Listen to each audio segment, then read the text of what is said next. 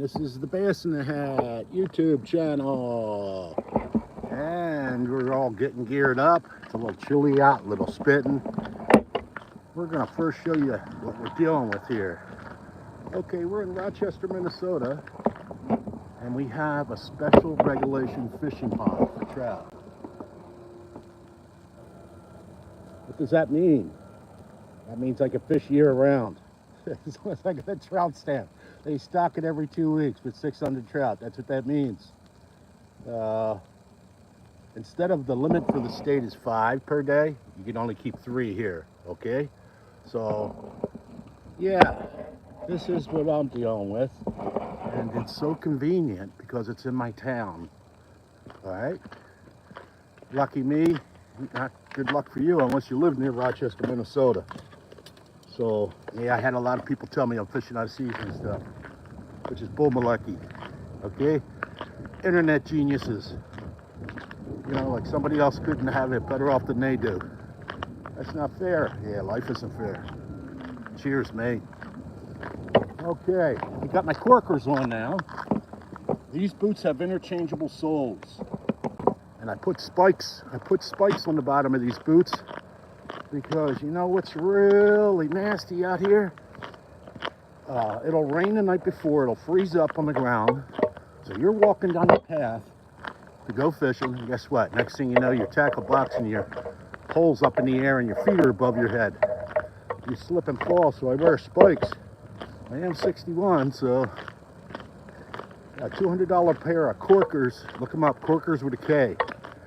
Corkers boots, but they're insulated to negative 60 degrees too. I mean, that $230 pair of boots, guess what? That saves me $2,000 from the emergency room. That's money well spent, if you ask me, just for a little safety precautions. Okay, yesterday I was here. It was 20, 30 mile per hour winds and my phone was almost blowing over. So, we're gonna see what happens today. Hopefully the wind ain't gonna kick in later. We'll do a couple hours, chase those rainbows, and we'll see where we get. I got fathead minnows for bait. I use a hair jig, and I swim that hair jig, pulling in, retrieving it, which is a talent a lot of the Cambodian people in town taught me, and they're very good at it, and they get a lot of fish. Castmaster, another good one. You want to use a spoon, because once those trout see that flare, the shine of that spoon, man, whether they're hungry or not, they just want to kill it like a cat wants to kill a mouse. Yes, sir. Get some. Okay, we got a personality thing going here. Yeah, I'm a little crazy sometimes. That's the Philly coming out of me. I worked for the Philadelphia Inquirer newspapers. I did 20 years of night work too. I'm talking 10 at night to 6 in the morning. You had to be a special kind of bird to do that, my friends. You got to be a little crazy. But the money was good. And I took my act on the road. I moved to Phoenix, Arizona, the sunny state of Phoenix, Arizona. And yeah, did 23 years out there. Now I'm in Rochester, Minnesota. A new story, part of my life, a book. And here, there's so much biodiversity in nature here. The animals, the birds, the waterfowl, I mean, it's just crazy. Okay, let's get you guys set up here.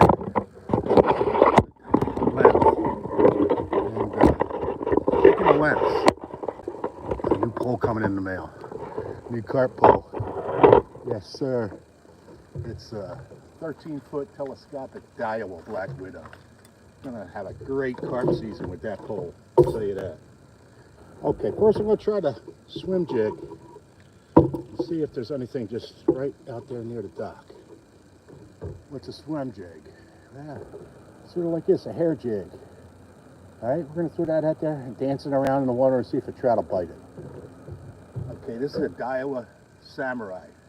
$30 pole. The reel is 25. So, okay. You guys are out there. Got about a 5 mile per hour wind. Coming from the opposite direction than it was yesterday, at least. Okay, we gotta keep that line taut and tip up. Let it drop. Bring it up, bring it down. And we always keep that tip up and try to keep the line taut. When the trout see this swim bait, they go crazy for it. They will chase this thing all over the place. Good morning. Where are you fishing? Foster Irving? Yes, I am. Good morning to you. I'm fishing at Foster Irving this morning. I'm married to this pond, mate. I'm married to her. We're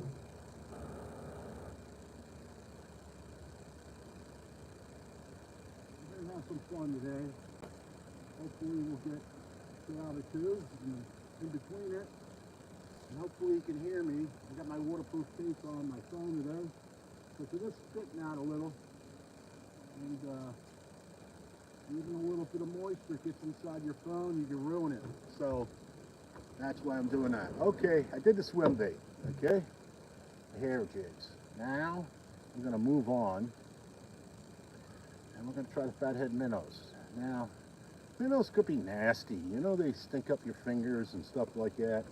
But it's whatever they like to bite on. I mean, it could be, you can be fishing with power bait off the bottom and be very successful. You could use a spoon. There's so many things you could do. But my success is a lot with fishing with fatheads. They seem to love the minnows.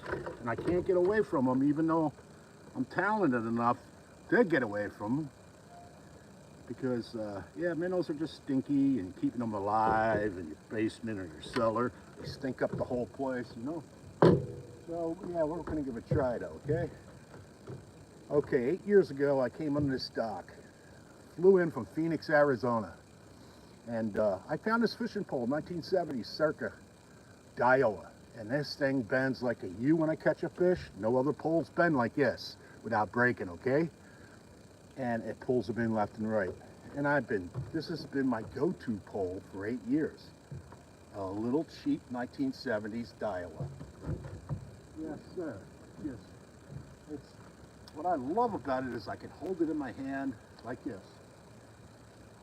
Okay, I take the slack out and then I pop the bobber. Make the minnow dance a little. Every 30 to 60 seconds, I hold it in my hand and pop it. Right? That's my signature. I like doing that. You get your own style as you fish for years and years. I've been fishing for 8 years full time right now. So maybe I'll get back to work in a year, but for now it's full time fishing. We'll see you on the ice. Definitely this year. We're going pike ice fishing and we're going trout ice fishing. We'll see you on the ice. Stay tuned.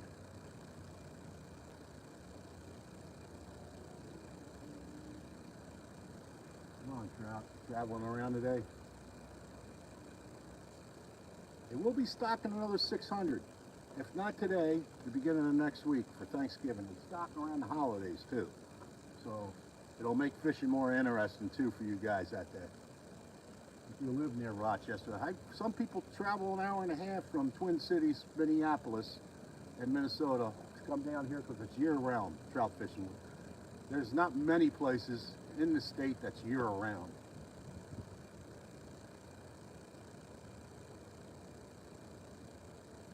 There's just so many hatcheries in the southeastern part of Rochester, Minnesota, down here in Rochester, that they dump all these trout in here, and they dump the brooder stock. When the brooder stock get too big, they can't put them in the stream, they're too big. They retire them in here. Yes, sir.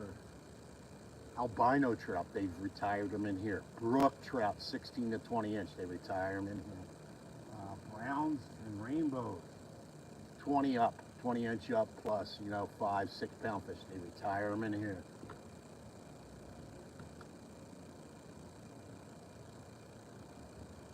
Oh, you're asking about the stupid looking hat that keeps my head warm? Yeah. That's my red fox fur from Ukraine. Okay?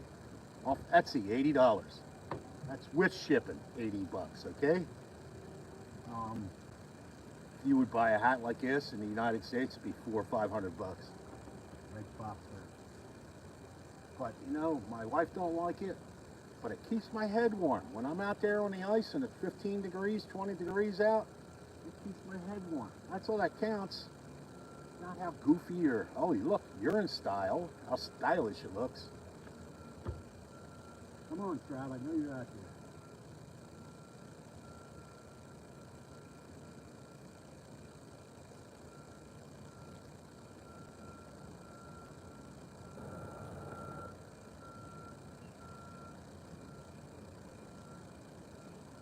Okay, Japanese hooks. If you know me by now, I love my Japanese hooks. Matsuo, M-A-T-Z-U-A-O, Matsuo hooks. I love them. They're extra sharp. Number 4 sickle hook I use for the trout. Nice and easy to get out. You can put bait on it too and still set the hook. I put the hook through the fish's eye, the fathead minnow's eyeballs.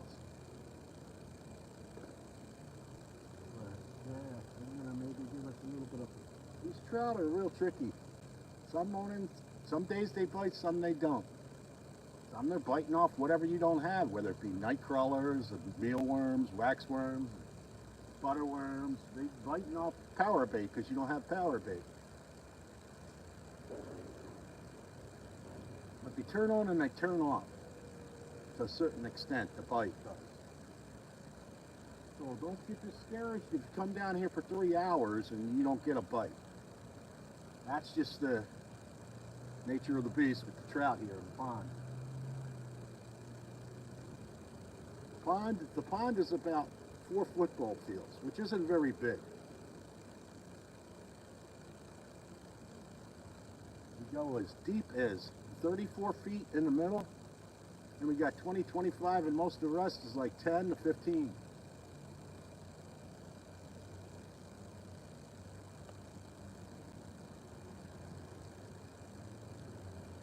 Come on, I'll find one.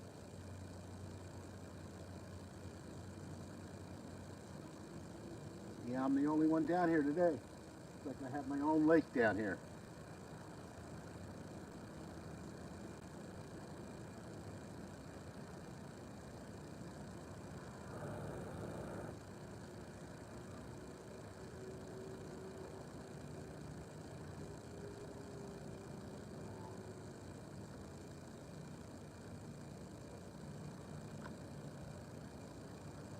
Got an underwater camera this year, so you can see the fish underneath the ice when I'm pulling up those 30 and 35-inch northern underneath the ice. I'm going ice fishing for northern this year. You got the ticket to go. All you got to do is watch.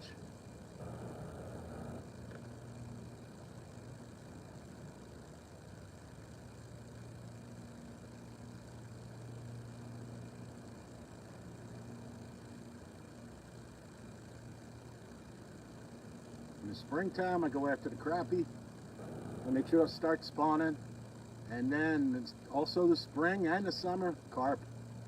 Some of the biggest carp come out in the springtime. The 30-pound carp, 36-inch, 37-inch carp come out.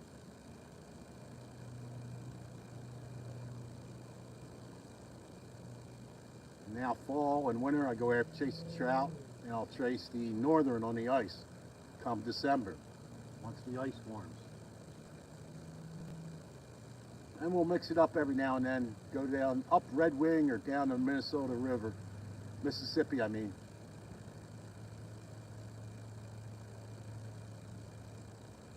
That's a good 50 miles away though. That costs some money for gas and stuff.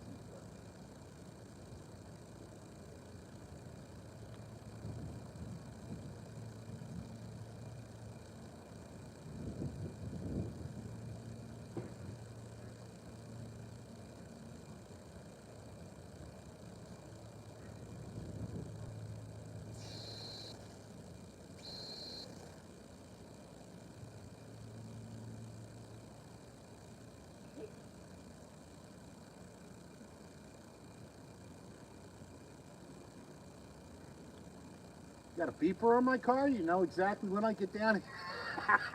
No, just drove by to see who's all out. Nobody. I got the whole place to myself. I seen that. Is it paying off for you or I no? just got here. This is the first cast. Oh shit! Now I see why you're saying that. Yeah, put two little scanners on both gates to read your license plate. No. It's possible today. You just put one of those little tag things on the car, you know? Oh, the air tags? Yeah. Yeah. They used to, 10, 20 years ago, it used to cost you money. You had to have a, join a contract, and they would, what was it? When people were stealing cars, they would put a bug on your car, and they'd monitor it and stuff. The tracker, yeah. Yeah. There was a company that did that. You had to have a subscription, though, to them for X amount of dollars a month, you know? Yeah. So if your car got stolen, they can just turn it on real quick. You know exactly where it's at. Yeah, I'm wondering where they are right now. I don't see them swimming around or jumping, but I'm at 6 feet there, so I should find them. Right. Yeah, I'm hoping to have time later to fish. Yeah, I seen this wind wasn't as bad as yesterday. I figured I better get down here. Right.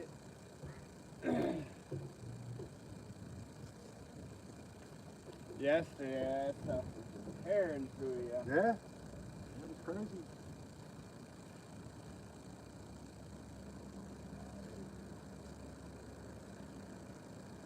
You want to try this pole? You can try this pole, the hair jig. Sure. You know how to work those hair jigs? Yeah. That's that phone though. Oh yeah, definitely. That will not fall in on my watch.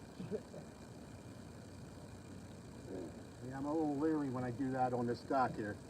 All it takes is a good wind and knock it over and then bounce into the water, you know? Or even a kid jumping around. That's why I don't want to do the dock. On a day like today, I will. The weekends, no way. Right. That's a samurai, Iowa samurai. It bends just as good as this pole. $30 pole. Usually it comes with a reel too. That one didn't come with a reel. But I wanted a Iowa samurai. How much do they cost? 30 bucks on eBay. For a pole that could bend like a U. You can pull the fish right out of the water without the pole bending, breaking in, you know, multiple pieces. But like I said, if you buy the setup, it's $30 for the reel and the ride. Oh, there you go. I've realized usually when you do that, either the rod sucks or the reel sucks. That's a good ride. I love that ride.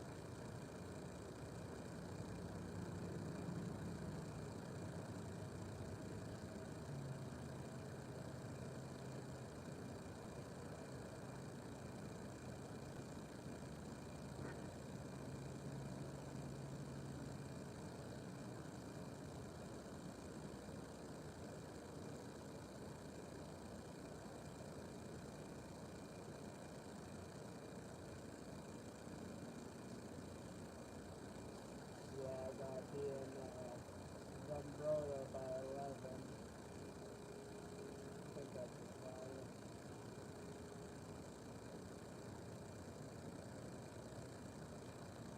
See if there's a big moving back here. Yeah, it could be some hiding underneath the dock too. Right.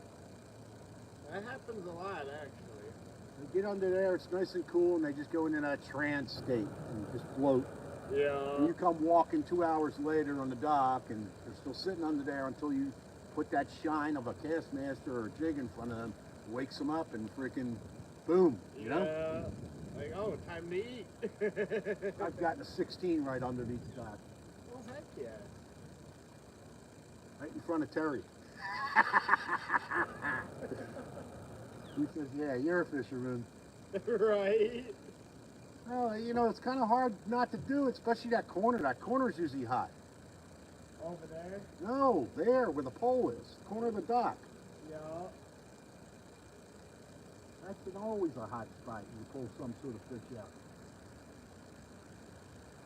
People overlook it. They think you got to get out the furthest. You know, they come out on the dock and you got to cast the furthest. That's not necessarily true. Exactly.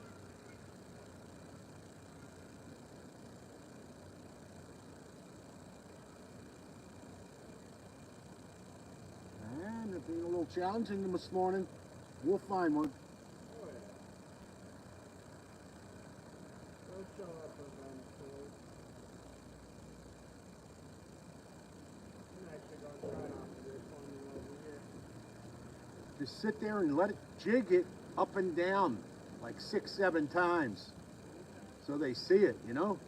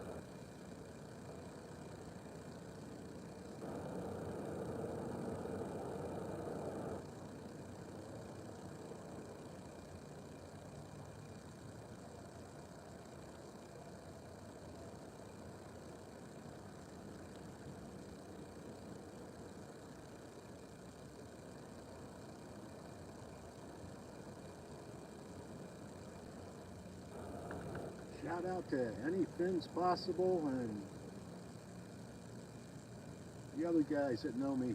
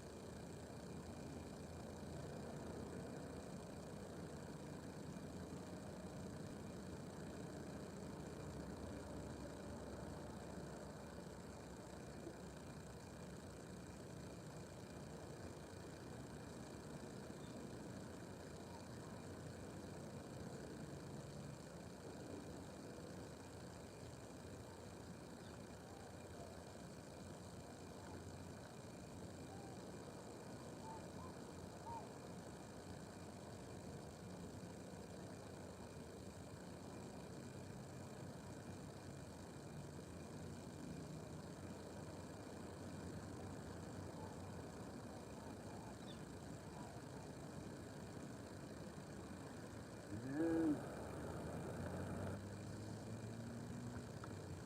probably all out in that 30-foot hole out there. Just haven't woken up and start traveling yet. Just trying to find them.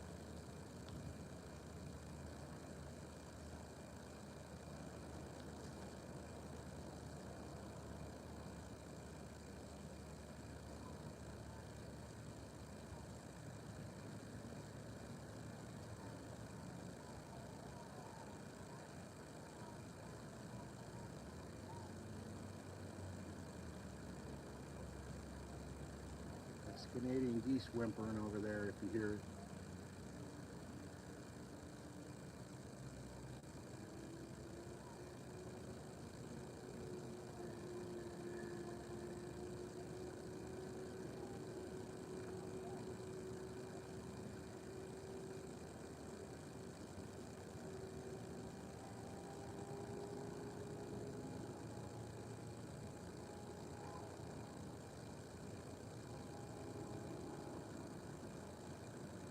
Nothing's coming out, huh? Yeah.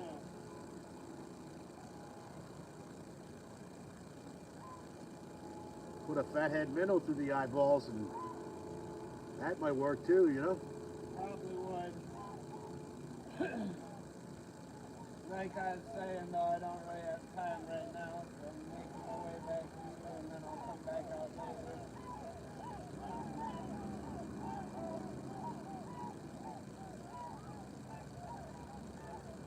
Yeah, I usually work the dock just like that. Whole dock. When I first come down, walk around it. Yeah, just walk around it. Whatever's hiding underneath it. I've seen little girls with Snoopy poles catch fish just right underneath the dock. And then it's like, wow, man, why haven't I checked underneath the dock? Why you dismiss it, you know? Yeah. My daughter had a big brown one. Wow, see? Did you get it or it got loose? It broke her line. Oh, man. For like 2 Probably months had teeth. afterwards, I kept hearing, Dad, let's go get that brown. Let's go get that big brown. Yeah. You got her into fishing, didn't you? A little bit. Okay. I need to bring her out some more once I get my rights.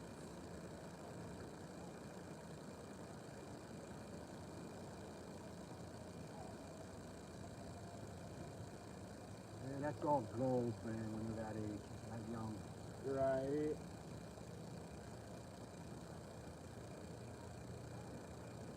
They rely on you.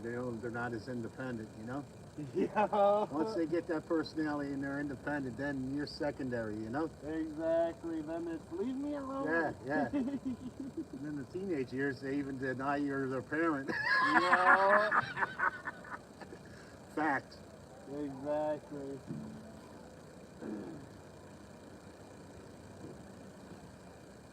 Alright, I better get rolling.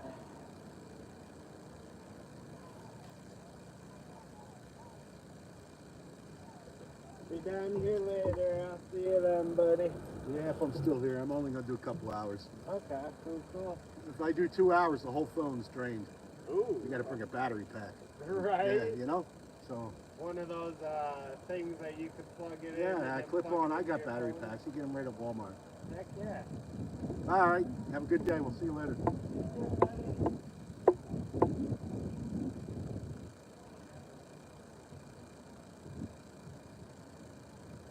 on, we need to find Trout. Come on.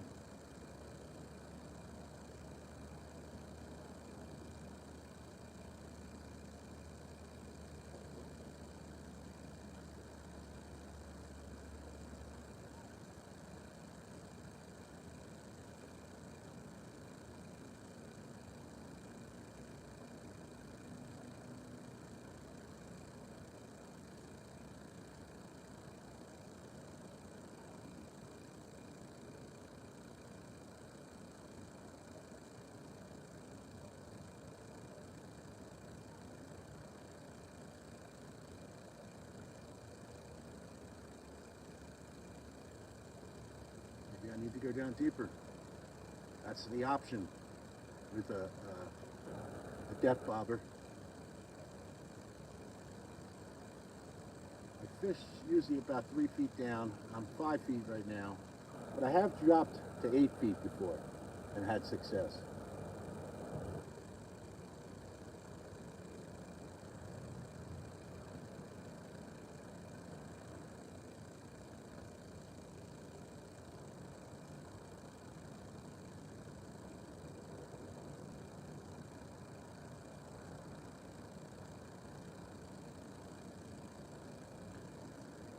Oh, there's got to be one trout down there.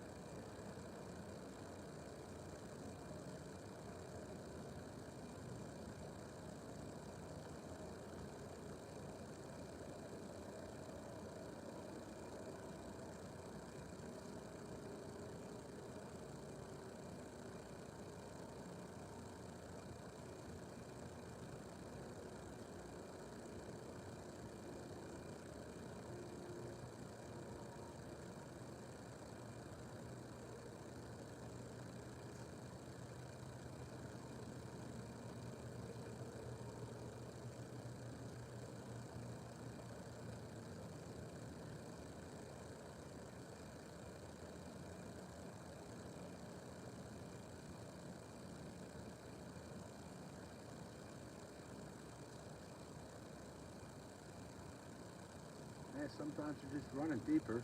They're further out in deep areas like the 20 foot without water temperatures and oxygen, high oxygen areas. Trout are high oxygen fish. You need a lot of oxygen, not like a northern or a bluegill. They could survive off low oxygen levels. Hence why the bluegill and the northern can hang out in the shore or the reeds where there's low oxygen levels.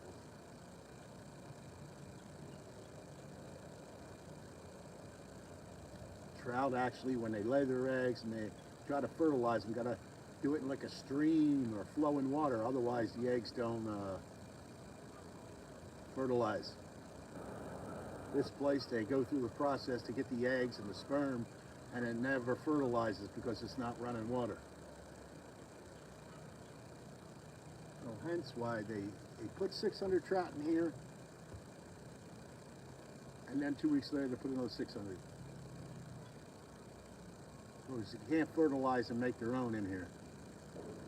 And this is a cool little pond. It was an ex-quarry that they turned into a pond, the city did.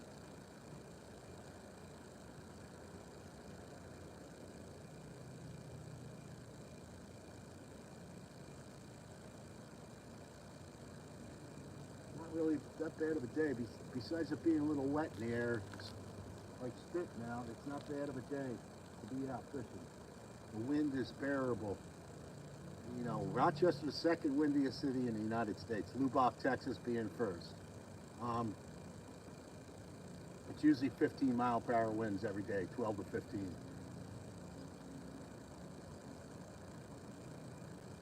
We're going to get back out there again.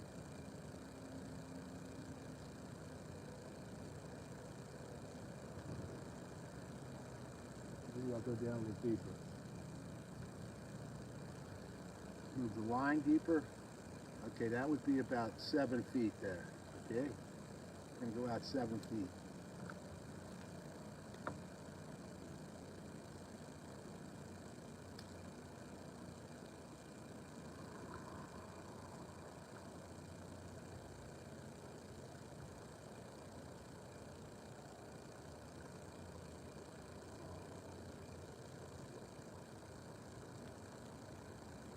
What I like to do is I start up at 3 with the depth bobber, work it for about a half hour, then say, okay, drop it down to 5, drop it down to 7. You drop that split bobber down until you find where you're catching fish. Because they don't swim at this same depth all the time, those trout.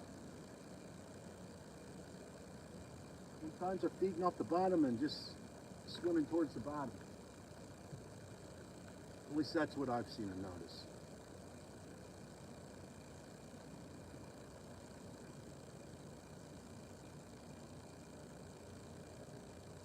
Well, thank you for watching, if you're watching. And if you have any suggestions or anything, you know, leave a comment. I'll try to get back with you on the comments and stuff. I've only been doing live shows for maybe 2 weeks now, so there is a learning curve. So be patient with me, okay, my friends? There's that wind. The phone stand's starting to wobble a little.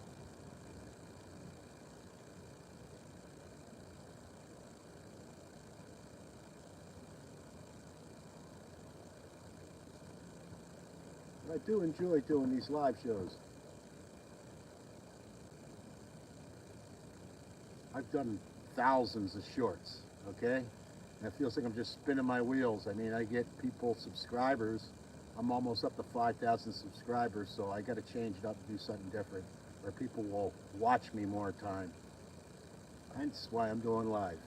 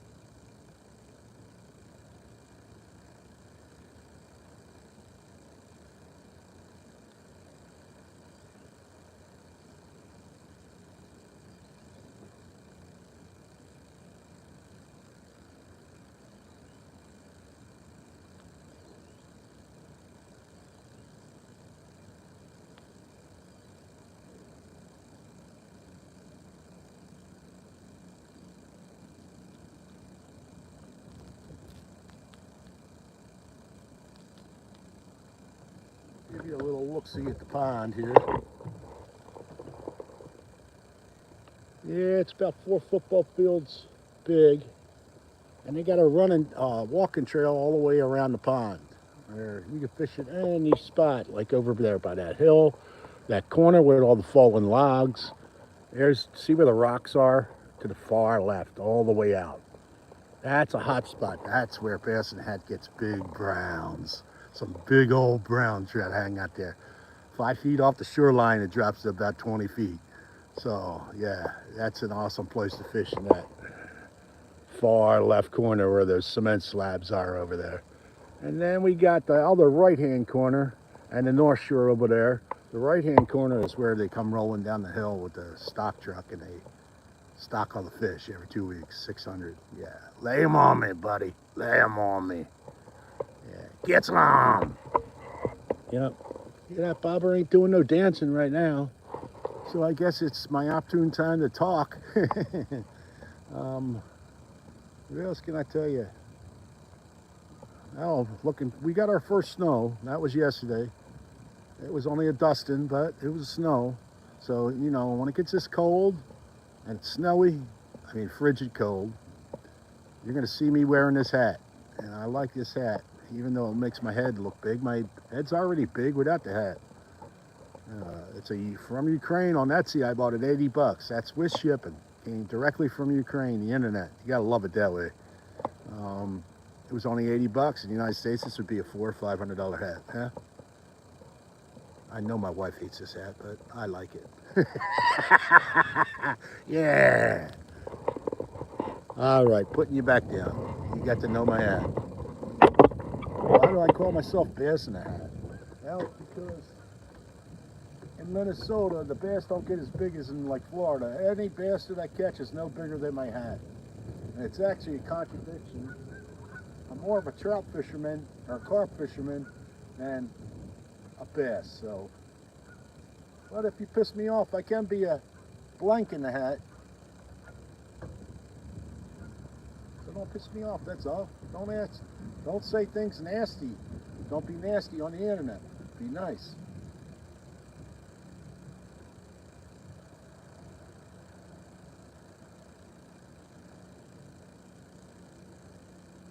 All right, come on, fish, where you at?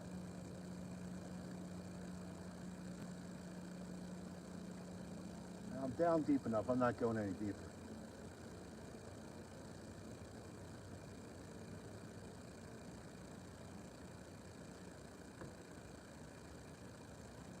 I have to work this dock a little better.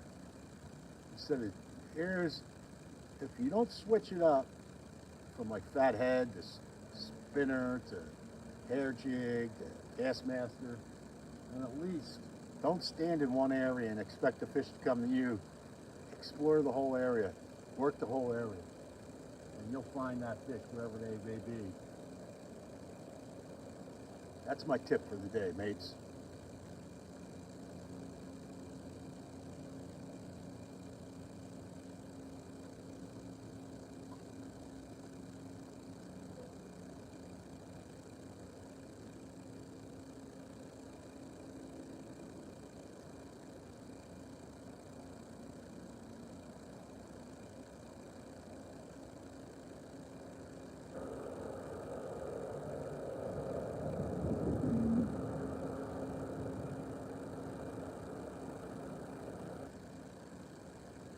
Yeah.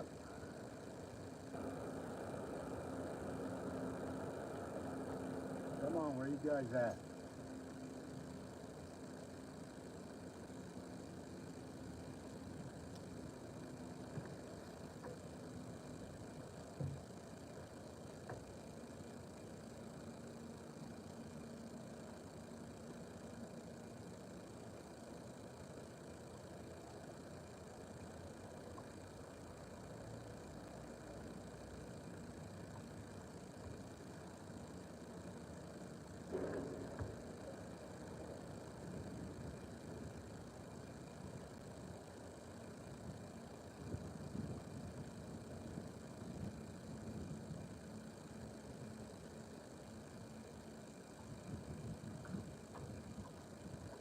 Got the whole pond to myself down here today.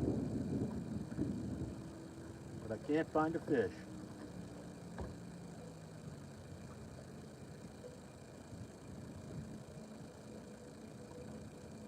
I'm gonna find at least one. You gotta have a lot of patience if you're gonna be a fisherman.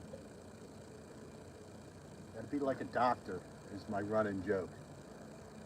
You gotta be like a doctor and have a lot of patience to get the punchline.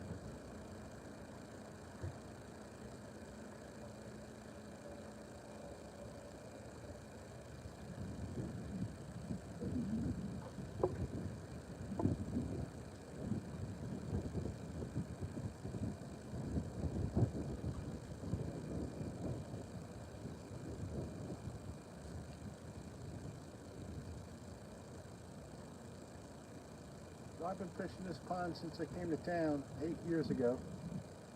And a lot of times I get hooked into it so heavy because it's so convenient and in town and year-round fishing for trout. I have a tendency to say I'm married to the pond. Where I go carp fishing though is Lake Zumbro in Orinoco, Minnesota. And that lake is so big, that dictates how big the carp get usually, how big the lake is. And they get 20, 30 pound carp up there, which is, that stands my hair up and pops my eyeballs out. Fight like that, catching a fish that big, yes sir, I'm all in. You go back on my videos, you will see a lot of them and how much fun I have pulling them in. But I catch and release them too. I don't harm any fish. Intentionally harm. No one else should.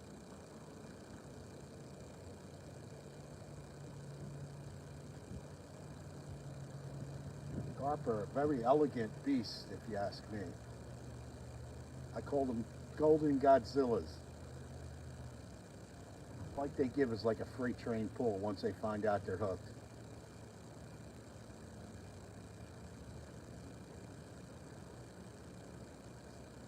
The trout are, yeah, a little lighter, like 6 ounce to a pound and a half, but they're feisty fish, fun to fight, but especially with ultralight gear.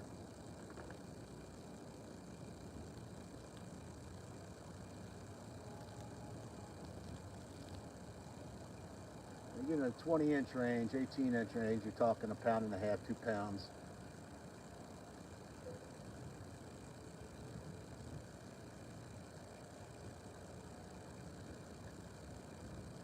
No, there's got to be one hanging around out there.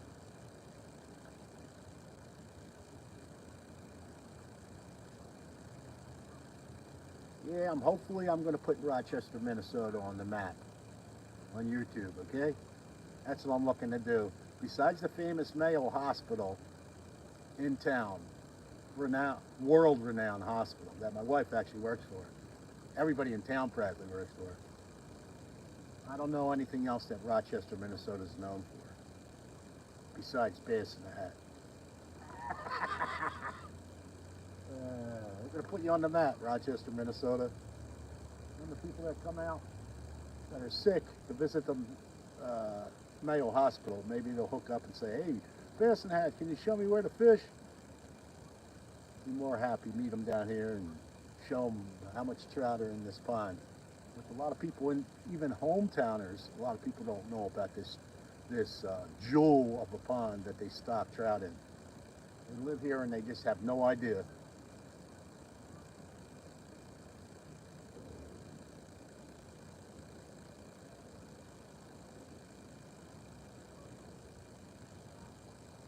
World-renowned Mayo Hospital. I got a guy that lives all the way upstate, 6 hours away. Shout out to Mike. Hey, Mike, up in Alexandria, Minnesota. He had a kidney transplant. He comes all the way down here, and I meet him a lot of times on the ice to go fishing. In the land of 10,000 lakes, Olmsted. Yes, sir. Thank you for the comment.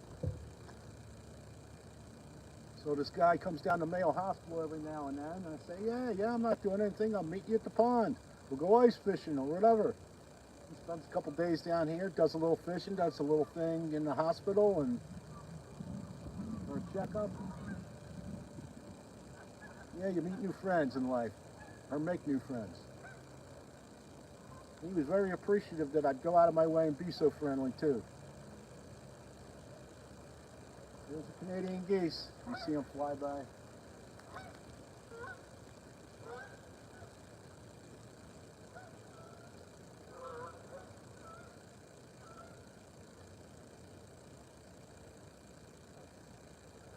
We're still looking for the one fish. Fishing bees that way sometimes. Come on and hit me, baby. Can't you see that I am not afraid? What was that promise that you made? Jim Morrison sings the fishing blues.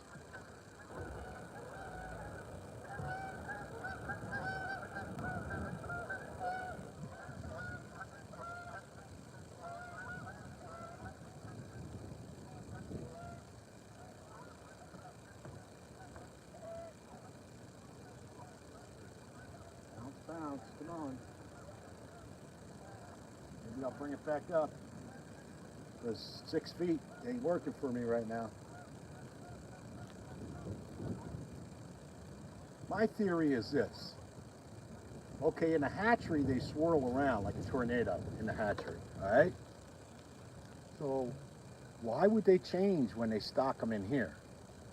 Eventually what happens is they meet up with the other ones, which is a very comfortable spot where they can feed, and they swirl around in here. So they go to the 20, 30 foot range, and they swirl around, if you ask me. And some of them break off when they get hungry in search of food in other areas of the pond. But it's called the rainbow tornado, is what I call it. I've termed it that. And I rolled my R specifically for that term. But I found that rainbow tornado to back up my theory out on the ice. When it ices up, that's what I look for. I do 20, 30 holes till I find where I'm catching 3 within 5 minutes, and then you know you're on top of that rainbow tornado. Some people go out here with fish finders, and you can find the tornado that way too, but sometimes in the 20 feet part of the pond, what they'll do is they'll hang out there and they'll rise at about 10 a.m. in the morning and to feed, and then go back down later on in the day. So there's maybe an hour, 2 hours where they rise. And that's fishing 5 days, 4 days a week, 5 days a week. I found that out to be factual.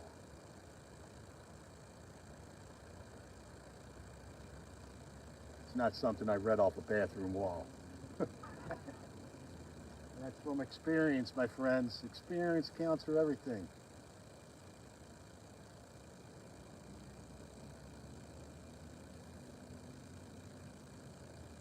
But stream fishing and pond fishing for trout are 2 different animals too. I'd come join you. Oh, sure you would. Yeah, right. You'd say, who's that goofball with the big furry head? I'm not standing next to him.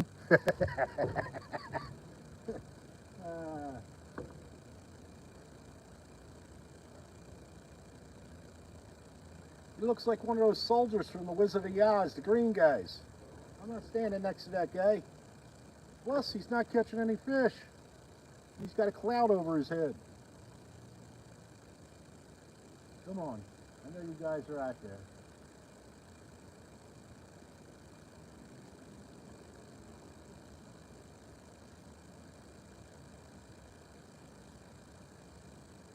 So I got about 1,500 videos. A lot of them are shorts and a lot of them are under 5 minutes.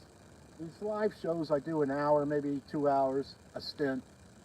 So whatever you're into, you know, I have it there on my website. You know, join and subscribe, but just turn off the notifications so your phone don't blow up 10 times a day, okay? Because I have a tendency when I do my shorts, I'll do 10 shorts or something like that. There we go. Finally a bite. Yes, sir. We got a lot of slack in this one and done. Come on, take it down. Definitely a trout. Signature of a trout. The bobber will go down 2 or 3 times. You gotta let it go down. Don't pull right away. You'll know when you have that trout. 3-second rule, I call it. And that bobber goes under, start counting. 1, nope, came back up. Goes down again. 1, nope, came back up.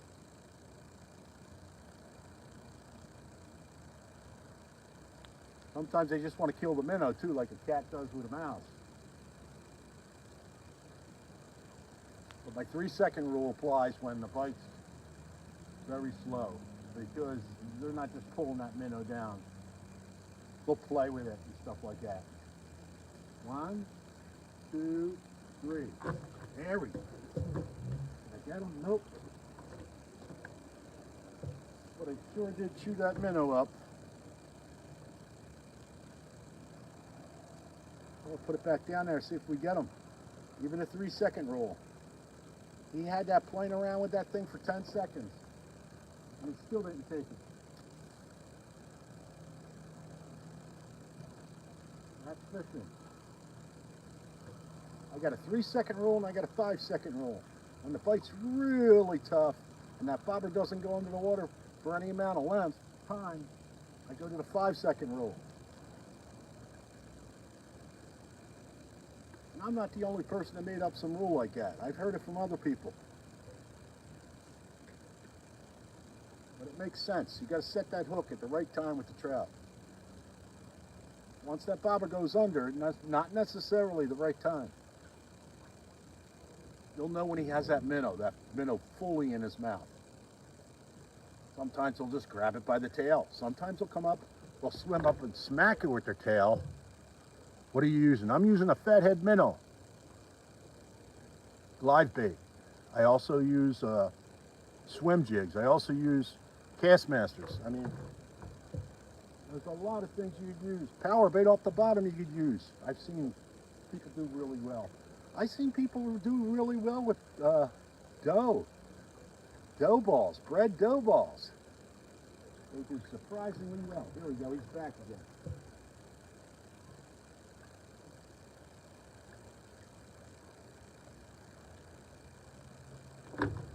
Nope.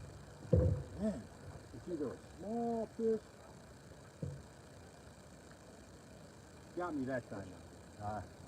Okay, at least you're taking minnows. I know that, because he stole that minnow. That's okay with me. I'll go all day with them taking them, because eventually they're going to get fat and they're going to get lazy, and I'm going to hook them. That's my story. What's your story?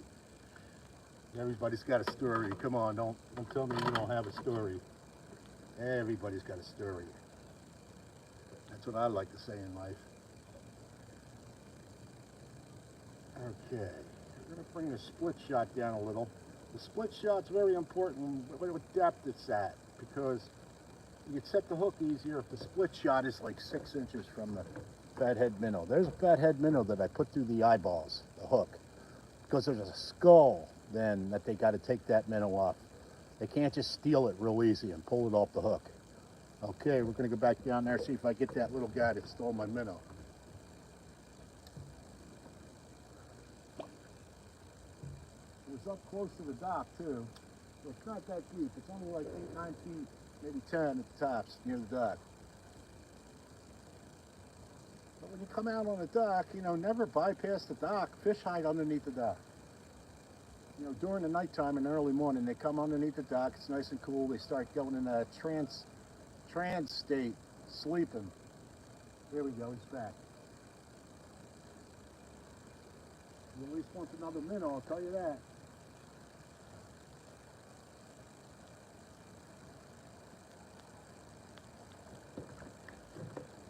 Man, this is a hard fish to hook.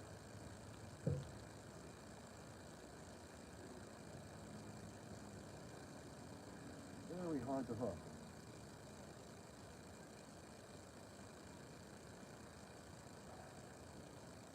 Okay, but 7 feet still. I'm gonna get you. You'll see. I don't care how small you are. Sometimes, like I said, they just don't take that whole hook in their mouth. They're just swimming around with your minnow by the tail in their mouth. So when you set that hook is very important. I can't stress that enough. When to pull and set that hook, which I call is my strike ratio.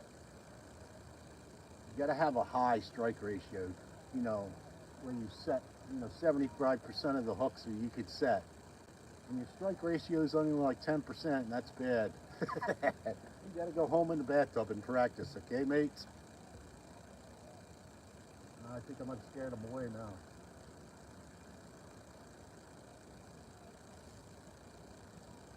That's why I like holding this pole, this little short pole, in my hands. Rainbow action! Get some! Thanks, mate. That's my saying. Shout out to the person that knows that. That's my saying. I do all my videos and that's what I say.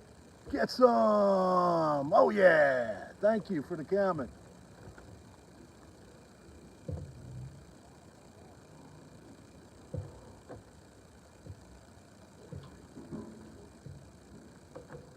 Yeah, I'm trying to fish and read comments because people go out of their way and comment. Why not? You know, I kind of wish there was like Snapdragon on your phone where the comments could vocalize and say it out loud, and then you could say it back, your comment, which would make it easier while I'm doing videos and fishing.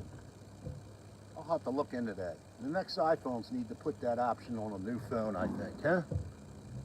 Fishing with... Oh, I missed that comment. Okay, I'm not going after that one close to the dock. He's getting a little frustrating to me. We're going to go a little further out. We're going to find a nice big rainbow out there. Rainbow action! Come on.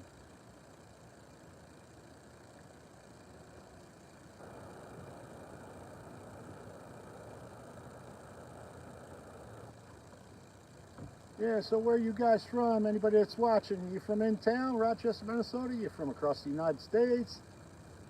Where are you from?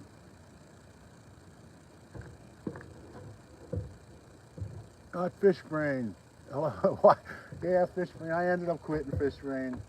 I'm sorry, but it's just too much work to post there on Fish Brain. And you know, there's one jumping, just jumped right out by my bobber. Came up to give me the fin. I had 22,000 people on Fish Brain, and I felt, you know, that it was just a waste of time for me to be on there. I asked the people if I should do live shows on YouTube, and nobody wanted to give a comment because they're scared they're going to get kicked or something. Kicked off Fish Brain because they're mentioning YouTube. But out of 22,000 people, supposedly, that followed me on Fish Brain, only 2 said, yeah, I'd watch it. I was like, forget you all, I'm quitting. It's a fun app to have, but I mean, I think there's a lot of names on there that there aren't really accounts. There's a lot of fake accounts on Fish Brain.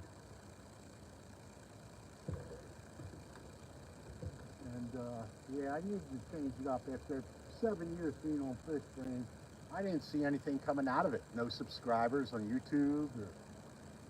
So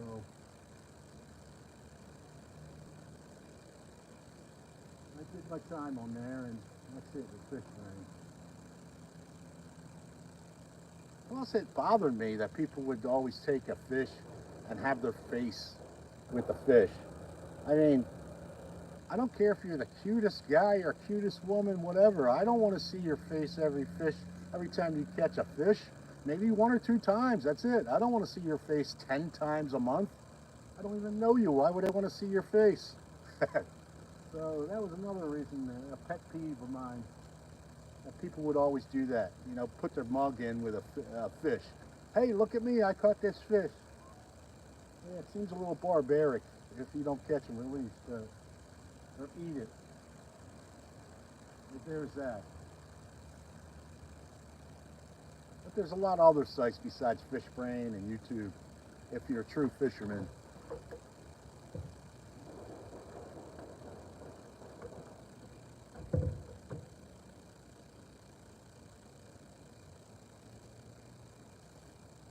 Come on, I need my first rainbow at least. We've got all day here. My phone battery will last about 2 hours. Where's the last time they stocked? If there, okay? The last time they stocked here, I heard was a Friday ago. Now here's a key to the stocking, Foster Irwin.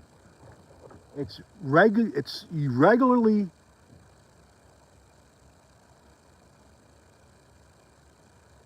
every 2 weeks, but it's mostly like when the kids have off from school, holidays. They're going to put 1,500 instead of 600. They have a tendency to do that because it promotes fishing in the state. But like I said, it dictates whether they put 600 or 1,500 fish in here. When they put 1,500, that doubles up the factor that you're going to catch fish. Eventually, it gets so many fish in here, you won't believe it. I've been out in the ice fishing here with a bare hook with nothing on it and catching them left and right. They just see that little shine of the hook and they go after it. It's just crazy when they get in a feeding frenzy, and they do.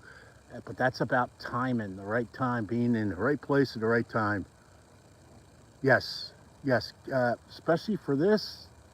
I've lived in Philadelphia, Pennsylvania.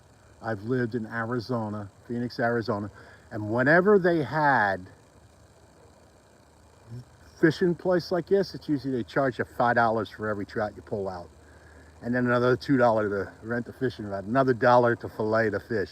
By the time you walk out of that joint with your grandkids or your kids, you've dropped about 50, 60 bucks just on fishing. So this place, all you need is a $10 trout stamp. Okay, Courthouse, yes, that's another one. Pottery Pond and Red Wing, that's another one. But they don't do year-round fishing, I believe, there. Okay, this is year-round fishing. All right, and they stock every 2 weeks. So, I mean, and they put the brooder stock in here. What do I mean by the brooder stock is when they're in the hatchery, the ones that breed, that lay all the eggs and stuff like that, the 5-6 pound fish, they put them, retire them in Foster Irwin and bring up the next bucks. You know, the next ones that are going to be brooders. And they do that very frequently. There's a hatchery in Crystal Springs Hatchery right above Whitewater River stream, and it's the only brook hatchery in Minnesota. And when the brooders there, like last year, they put in 700 brood stock.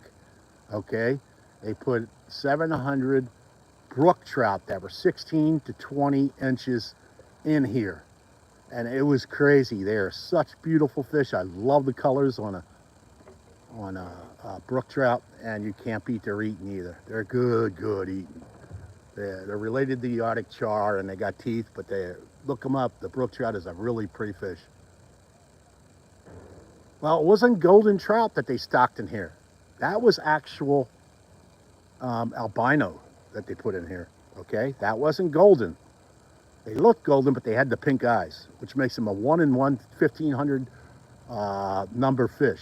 1 in 1,500 is an albino. Will kick out just like an albino deer, an albino snake, an albino squirrel. Yep, albinos, true albinos. If you go back on my videos, my short videos, I just posted one recently and look at it, you'll see the fish has pink eyes. And that was a 6 pound female that was a brooder that they retired in here. I have a friend that caught it, and he said she just started spraying eggs right when he pulled it up. Okay.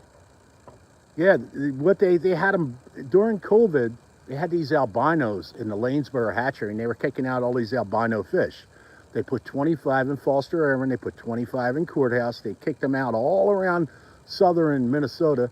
And then last year they retired those breeding albino trout, and they just put them right in Foster Irwin here. Well, thank you for all the comments. Yes. It's keeping me busy instead of being bored and just watching my bobber not go down. Oh, man. Well, we're going to put you back down here for a minute and see if I can find a fish.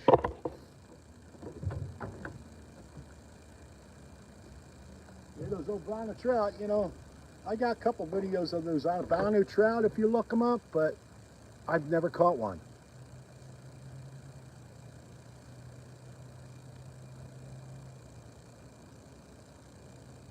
No, I talk a lot. I don't mind you talking at all, my friend. That's plenty fine with me. It's just As long as anybody's respectful, I mean, I will always talk to you. No matter how many times how many comments you give me, I'll talk to you. But with that, you know, sometimes people don't know how to act on the internet, and that pisses me off when they don't. The anonymity of being, you know, invisible on the internet. A lot of people abuse that, and they say bad things, you know. They treat you with not respect, and it's not right. I can see that's not you, my friend. Yeah, I don't mind talking at all. Matter of fact, you're going to get tired of me always talking. Come on, is that little guy? I got to get back out there again. I got to find me at least one trout today.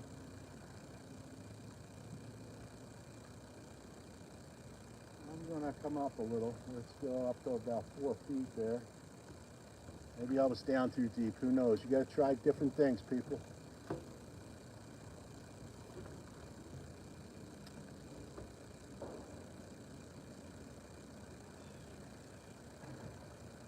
So yeah, like I said, I've been doing this for maybe a week, this live show thing, and I'm trying to, there's a learning curve. I'm trying to be able to look back and answer comments and stuff like that. So, but I turned on the comments especially for people that want to comment. So yeah, I invite your comments if you want to comment.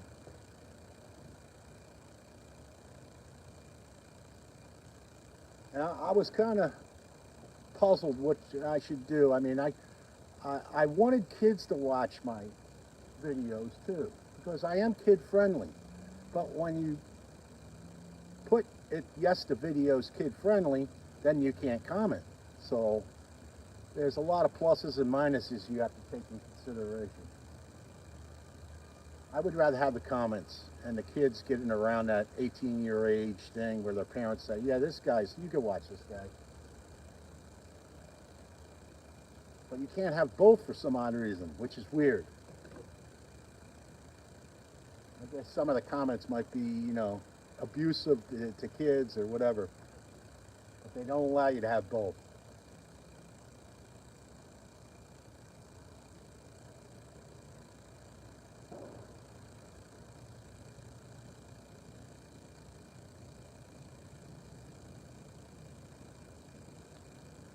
Come on, man. At least steal my minnow. I got a whole bucket full of minnows. You got to take them. I see, like, I'm kid friendly. And I see some kids coming down here fishing and not catching anything. I share my minnows with them. I give them minnows. I love seeing kids, especially out in the ice, catch fish.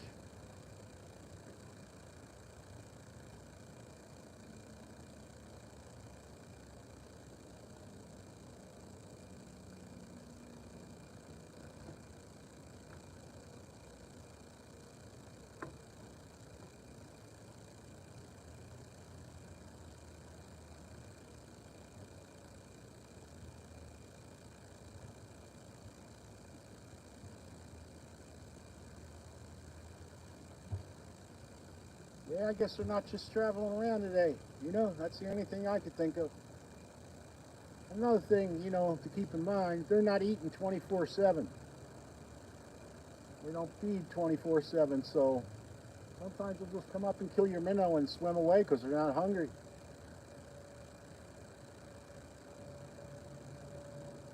If they ate 24/7, they'd be as fat as a carp. Carp are constantly feeding. It's kind of funny, you know. The mud marlin is what I call them. An Australian person commented on one of my videos. That's a mud marlin you got. Or a mud salmon. Rochester mud salmon. They're always going around with those lips and going through the mud, picking up the bugs or whatever it may be through the mud. Come on, man.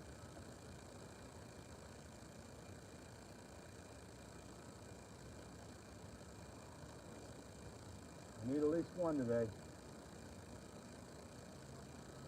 Like I said though, if you're just starting to get into trout fishing, Don't be discouraged if you come down and you only get one nibble and you never get a fish. Spend 2 or 3 hours.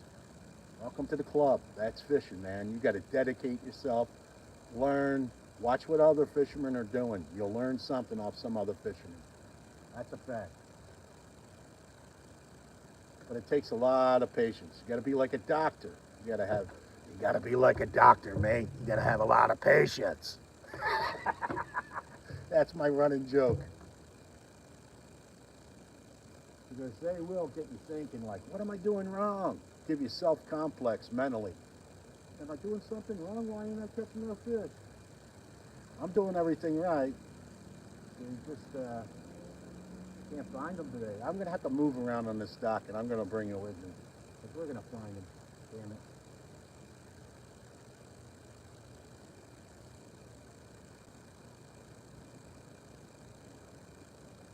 Yeah, the other side is also sometimes good.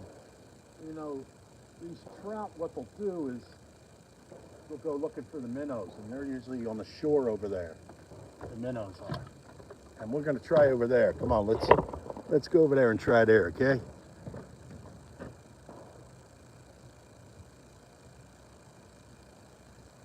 Oh my, yeah, you're a great walleye fisherman. If you're getting so many walleye, you're sort of like a walleye in the hat, huh? Wow, that's amazing. You're getting that much walleye. That is simply amazing. There was a guy up in Lock Dam number 2 that was really getting a lot of walleye. Okay. Lock number 2, I seen him pulling in 20 plus ones, like 7 a day with a kayak. And, oh man, I am in awe. That's Minnesota Gold there. My Minnesota Gold is the 20, 30 pound carp though, that nobody fishes for but me. But that's Mall Outdoors. Hey, he's my buddy. Well, guess what? I love that guy. He's a king. I call him King of the Walleye. Yeah, he's just freaking fantastic on catching those walleye. All right, let me get out there, mate. Try this corner over here, and we're going to see if there's any out there. Watch this phone, don't get knocked over. All Outdoors, yes sir, that's what I know them all at.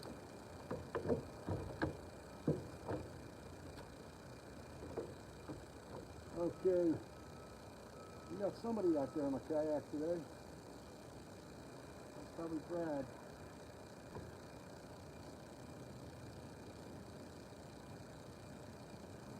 Yeah, and he lets them go too. Mall Outdoors lets them go.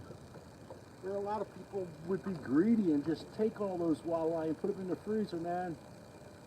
And yeah, if a lot of people practice catch and release more often, there'd be more walleyes. Because every walleye they catch with, let's say, 1,000 eggs in there, that's 1,000 walleye that aren't going to be produced. So think about that next time you go out and you want to take 4 or 5 walleye, you know?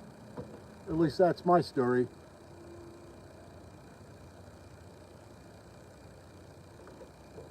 Dam number 2 is supposed to be really good. It's about an hour away from me, right, from Rochester. And I've been thinking of going up there. But I'd have to do shore fishing. I had a kayak about 2 years ago, 3 years ago, and my lower back would lock up in it. So being stationary for too long. So I sold the kayak.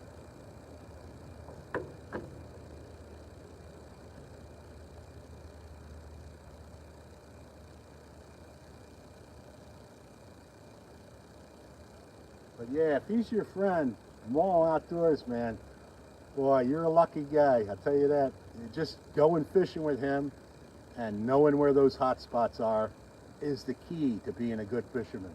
Because a lot of fishermen aren't going to tell you their secrets. Some will show you if you watch them without telling you. You know, they're showing you. And other ones keep it secret no matter what, especially their fishing spots, which I don't do. Hence why I'm on YouTube.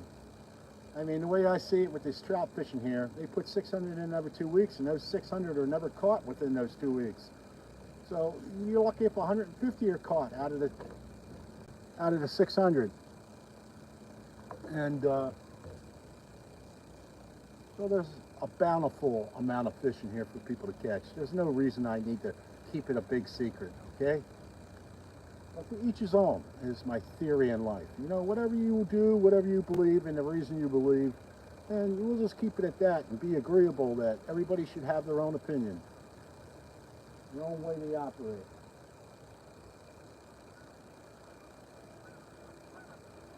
I'm in the catch and release. Not everybody is. You know, catch and release when you can is what I say. I don't always catch and release. Sometimes I'll keep 10% of the fish that I catch. If I was catching 20-inch walleye, though, I'd get sick of eating walleye. That's crazy, man, what you guys are doing out there. You need to do more videos of that stuff. I want to see that stuff, okay? Okay, go out there and do more videos of that stuff. I want to see it. Put it on YouTube. Send me a link, please.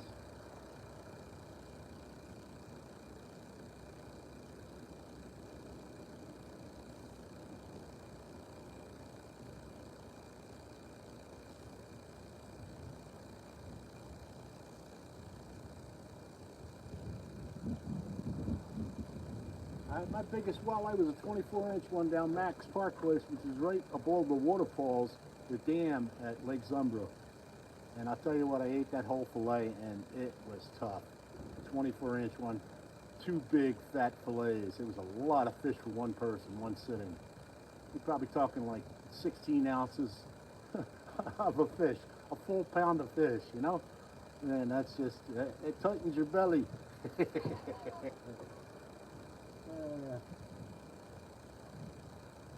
I've been getting into salmon recently, eating a lot of salmon, blackened salmon, and I mean, salmon is just such good fish.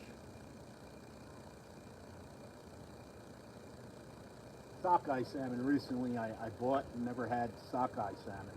Sockeye salmon and brown trout taste the same. They got that sort of wild taste. Sockeye salmon being one from Alaska is instead of a farm-raised fish that you buy in the store like Costco. Sockeye salmon's got a little bit of that fishy taste to it, but it's got that wildness taste to it, you know, like it's from the wild. And that's why I love brown trout too. I'll keep any brown trout I catch if they're big enough. 20-inch brown trout are good eating. They're pretty fish and good eating too. That's my 10%. Do I chase the walleye? Not specifically. I have certain years, but you know, it's all about the timing and knowing when, you know, they're biting and when they're not. So you got to have a circle of friends or a social atmosphere that give you the tip-off that they're biting. And then there's the fire line, there's the purple twister tails, there's so many other things you got to buy into to go walleye fishing unless it's right in town, like Mile Outdoors. That's where he lives. So it's easy for him. Sort of like how easy it is for me to catch trout at this place, because it's right in town, the convenience of it.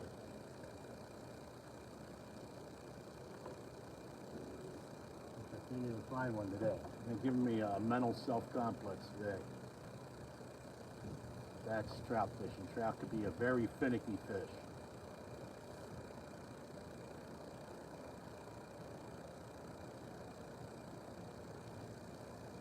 But I love hearing from other people like you, my friend, this morning, talking about Mile Outdoors and Lock Dam number 2.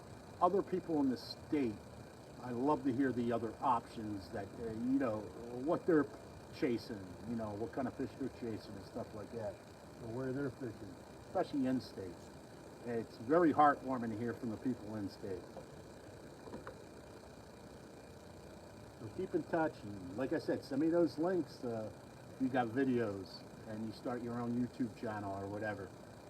Send me a link to your videos of you catching those walleyes at Lock Dam number 2, those big 20 inches, especially the catch and release videos.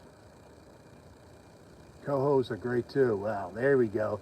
Coho salmon, they're good eating. I'm gonna have to check that out, mate. Thanks for the tip. I'm been dying, but sometimes I don't see them in the store though. That's sort of like that sea bass, and you know, sometimes it's in the store, sometimes it's not. Haddock is another really good fish. I love haddock. The white, they're like a giant flounder.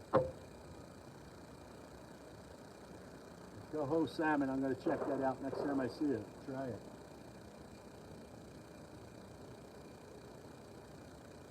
Yeah, portion for portion, you know, since COVID and beef has tripled in price, you know, a steak, remember when everybody could just eat a steak, but now it's tripled in price and it's stayed that price and it hasn't come down yet.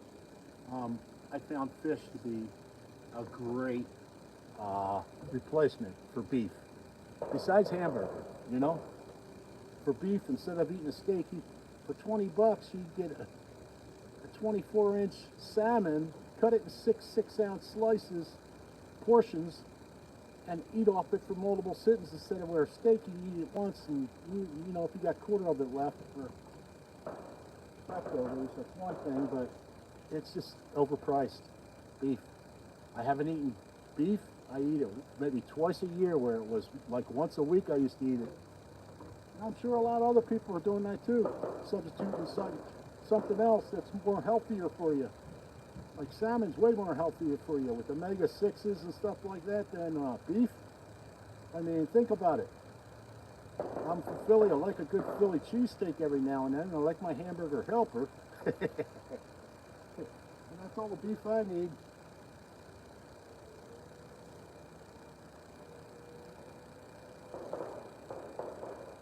Okay, where are these fish?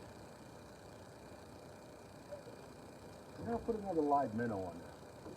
Maybe this one just petered out and just died on me, but we gotta up our chances a little better.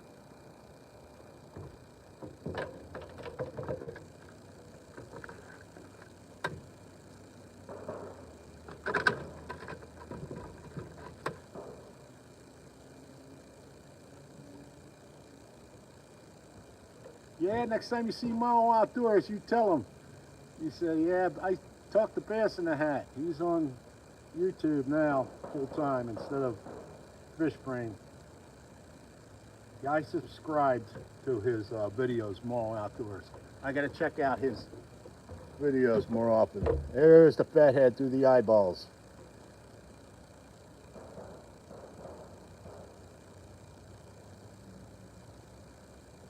Alright, let's go find that trout out there.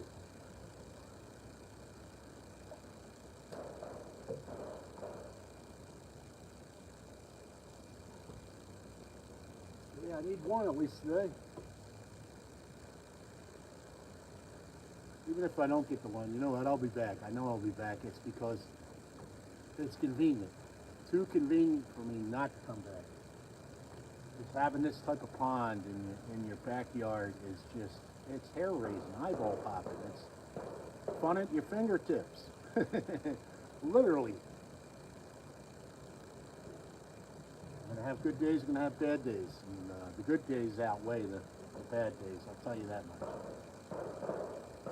Okay, so you don't catch any fish, you know, where do you put your mind in what state?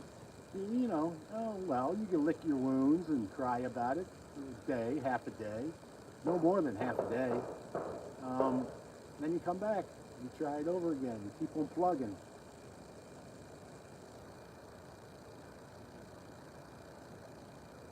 You always got to have that positive mood in your mind to learn more, to get better. But sometimes the fish just aren't biting, and that's just a fact. Because they don't feed 24/7. You're on their timeline. They're not on yours. Just because you showed up don't mean they're going to bite. And that's my running theory on that deal. Unless they're a carp, they're always feeding carp. That's why they're fun to catch.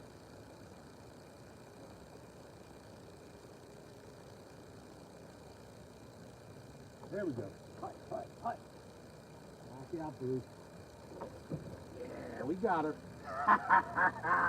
We got her. Yeah, we got her. Oh, yeah, we got her. Okay, why did I bring the pole up above my head so high? Well, because it's only a 4-foot pole. And I need to set that hook and tighten up the line. And the bass are still out there. This is why they call me Bass in the Hat. because the bass I get are no bigger than my hat. But it sure was fun bringing you in, doll. But don't you think you should be in warmer waters by now? Okay, let's get this hook out of your mouth and get nose set. I love it when it's a nose set. Okay? It's like a 6-ounce bass. You know, it's something. It's better than nothing.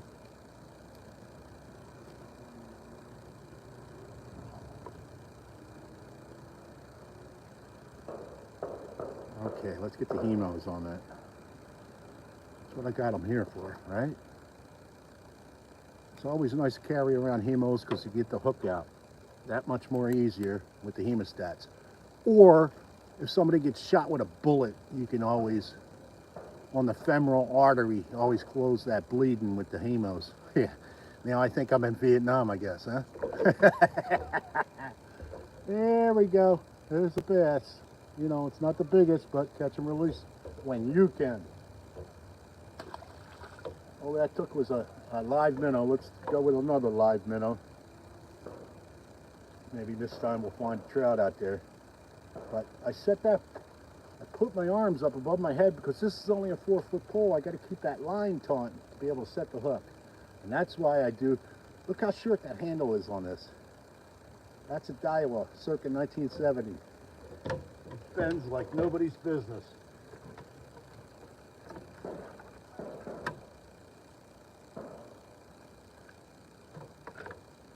All right. We gotta get another one. Maybe it just took some time, a couple hours, for the fish to finally start feeding. But yeah, it's all a waiting game sometimes. It's all a waiting game. They can't be biting 24/7. Get that head minnow through the eyeballs.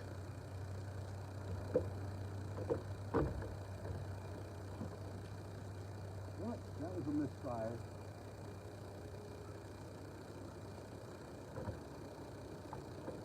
Set our split shots again. Again, cruised all the way down my hook. All right, let's try it again.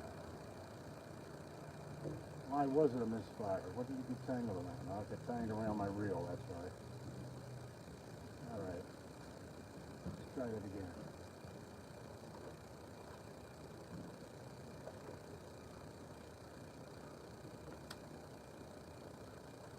All right, now I need that 20-inch brown.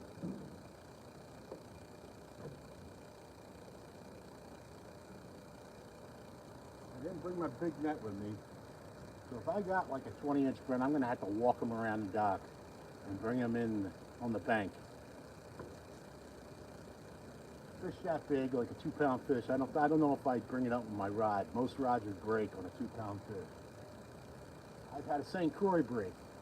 It's a low-level $100 ultralight. St. Croix breaking 3 with a 6-ounce trout. Yep, they replaced it and all, but it's just that those low-level fishing rods, even Fenwicks, they're making in China with bad blanks. So buyer beware.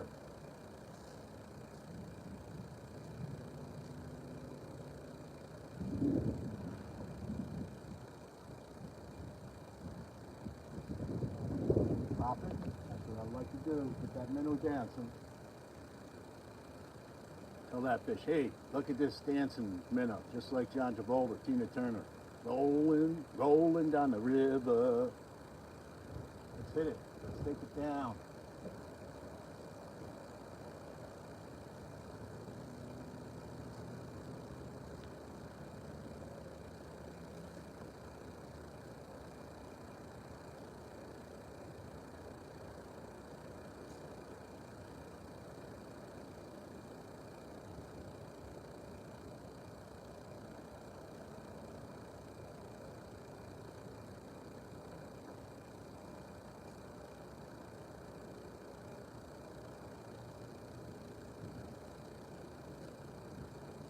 Yeah, there's hills all around this pond too. So when you get the 15, 20 mile per hour winds, you're a little protected because it's suppressed like a toilet bowl. So the winds go above where you're standing. You'd always find some area of this pond, the wind's blowing from the west, you fish on the west bank. If the wind's blowing, unless you want the wind in your face. There's a lot to learn between, stream fishing and pond fishing. There's a little different, certain things apply to each type of fishing. It's like if you're out in a boat or trolling, or there's different methods for everything. Come on, where you at out there? I need me a trout. Yeah, some days you walk down here, first cast, boom, you got yourself a trout. And one after another, maybe up to 7 to 15. My best day, 46 in one day. And also, I had a 20, a 22, and an 18. I kept the 20 because it was like a bulldog, looked like a salmon with all the red colors and stuff. Gave away the 22 and let go all the rest, even the 18. But you can only keep 3 when you're here, so even though it's year-round fishing, the limit's 3, 1/16. Like at the beginning of most of these videos, I show you the signs in the parking lot. I'm all legal and legit. No one's breaking the law.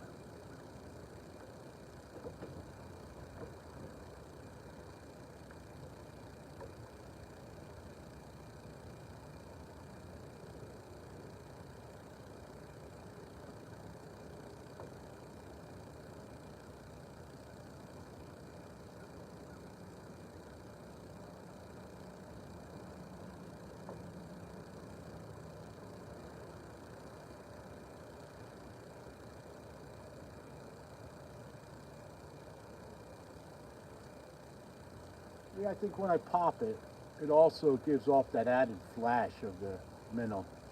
Besides, if it's still alive, it'll start dancing a little. But it's that flash that a trout will see and make them strike.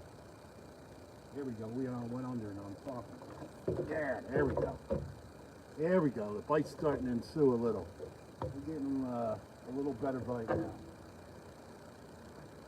This one's got to be a rainbow. Come on, rainbow. Nope, we got another bass. Now the bass are coming in further closer. This one's a little heavier. Probably the same old guy I just caught. And that's bass. They'll have 15 holes in their mouth and they'll still bite. Bass are like that. This guy's been caught before. Someone ripped the side of his mouth. But, it's only 6-7 ounce bass, so it'll fit right in my hat if I need to put it in there. That's why they call me Bass in the Hat, all right? You get tired of catching these little dinkers. All right, get some bass. Let's get another minnow on. Maybe we'll catch a lot of bass today. Maybe we'll get a trout. We'll see. Unless, they do have 5 to 7 pound bass in here that eat the little 6-7 inch rainbows. But they're hard to catch because they're so used to eating those 6-7 inch rainbows. You better give them something they've never had before, and you got to get all the way out in the middle. That's the only place they hang out. They don't have to swim all around and look for food. The only time they come in is when they spawn in the spring. That's the only time they come in close to the dock. Depths. I found where the bass are hiding at this depth, but I think I'm going to come up just so I stay off the bass a little. Okay, we came up to about 3.5 feet. We'll see if we find a rainbow at that depth. Personal best in the pond for bass, it's probably about maybe a 2-pounder of bass, but for trout, if you go into my YouTube website, my premiere video is them loading the brood stock at Lanesboro.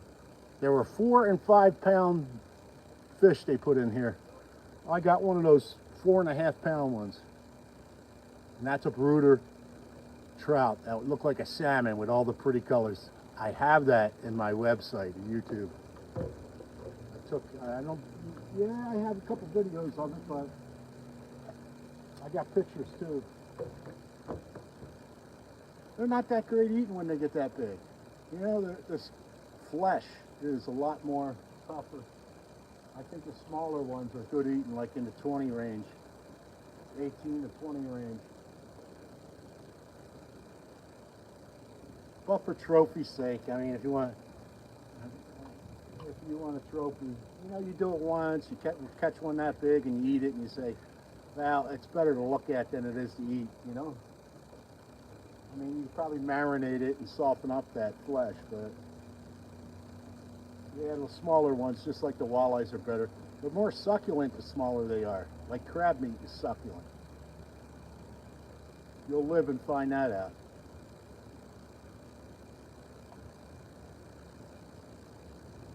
So the bass are hanging out deeper at 7 feet.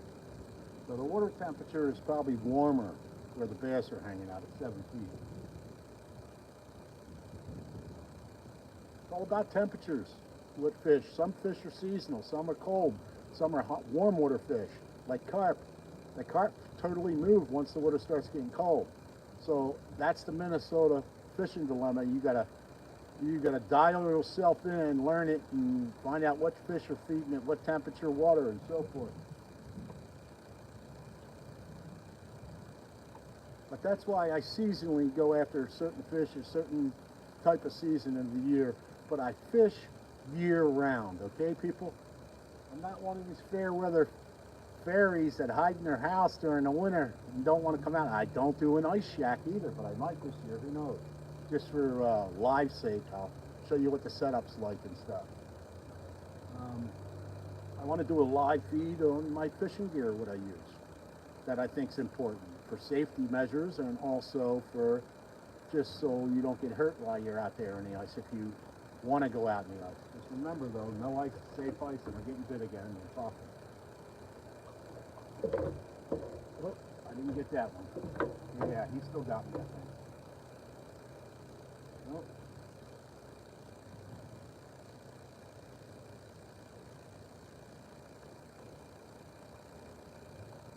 That one took me for a ride. I was too busy yakking. And that's the price you pay. I've done videos of me pulling in fish, you know. What I do is hold my iPhone 14 in this hand and reel it in with this hand. And I'm too busy trying to hit the button, do the video, and the fish gets off with a little bit of slack in my line. That's the price you pay to be, you know, a big shot. Yeah, that was a trout, I think, that I had on my line. It took my bobber under for moved like 30 feet away from where it was. But the bite's getting a little better, so I can't complain.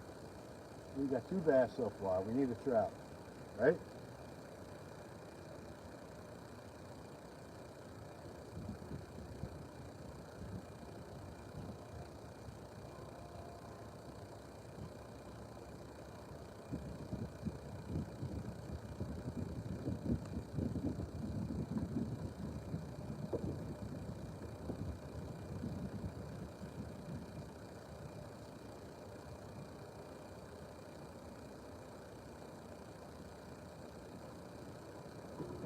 Yeah, not many jumping on the pond today.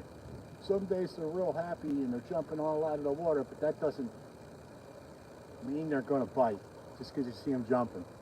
But it's not a bad idea to cast where they were jumping. Where you see them swirling in the water. That's where you cast. Don't cast right on top of it, right next to it. And if they're hungry, boom, you got a trout.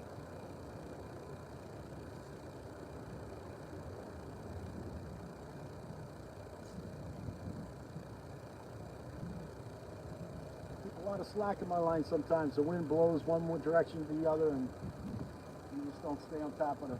But once that float goes, bobber goes underneath the water, and I'm putting my tip down and taking that slack out, getting ready to pull my rod above my head to get that line nice and tight and set that hook tight right in his nose. You get a hook set in his nose, that hook's not coming out. It's not coming out unless you got hemostats or pliers. You get through the side of her mouth, you can rip his lip, you know, the hook can come ripping out of his lip. Sort of like those crappies sometimes. when you catch crappie and it rips right out of the lip because you're too aggressive with the pull. You horse them.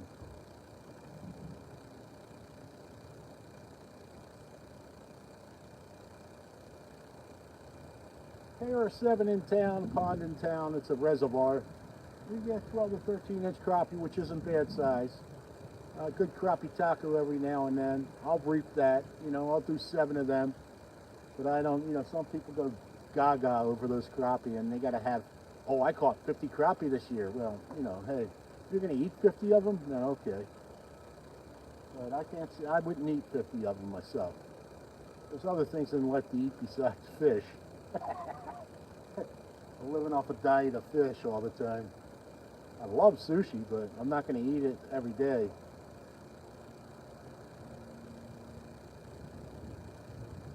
Get a lot of bald eagles and ospreys out in this pond too, and they love their morning sushi here. Yep, nothing more majestic than seeing a bald eagle come down out of the water. He plucks a trout. So beautiful. One of these times I'll be down here. I'll get it on video.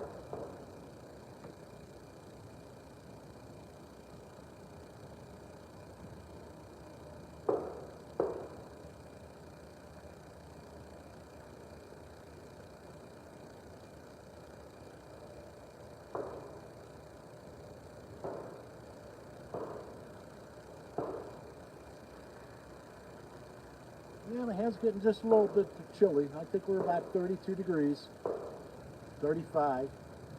Usually on the ice, my hands are the last thing to freeze. I can withtake extreme temperatures. But most of the times on the ice, I'm traveling around doing so many holes in the ice that I don't have time to sit there and put up a tent and a heater and open up a can of soup and sit there and wait for a fish to bite. Some guys, that's the way they do it. I don't do it that way. I'm trying to find that rainbow tornado. And then I settle down. When I find the rainbow tornado, you go right in the middle of that tornado. You don't run away from that one. Because then it's like a 10, 20 fish day. One every 3-5 minutes. As fast as you can rehook that bait, you're freaking getting bit. You'll see that on the ice this year, okay? You stick around and subscribe, and you will see that this year. You're also going to see pike fishing on the ice this year. I'm going to set up live. So you're going to have to figure out something where my stand don't get blown over. I got to get some sandbags and sandbag this stand, tie it down to the ice, or put U-joints on the stand. Like the wind's kicking up right now and I'm getting a little scared my iPhone's going to take a dip in the water.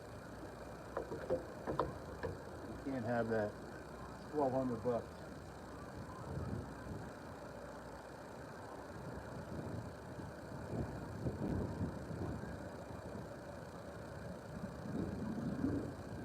Okay, let's see what time we're at. Okay, that's why nobody's biting.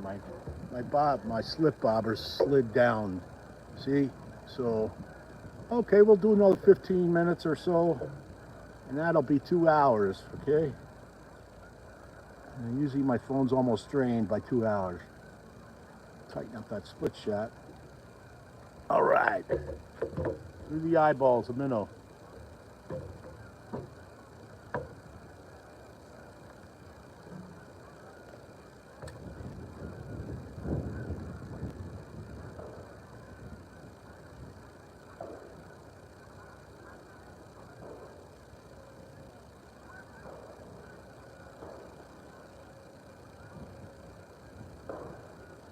Yeah, networking. It's a network of people that you fish with. You find out a lot of tips. You find out what's biting, where it's biting, timing, and also getting the word that, hey, the walleye you're running is a big plus. Because otherwise, if you're an hour away from the place that has the walleye, or that you go, let's say you're going after the perch, you don't know when they're coming in the perch or when they're going out. So, or the walleye. So it's good to know somebody in that vicinity if you're going to go down to it.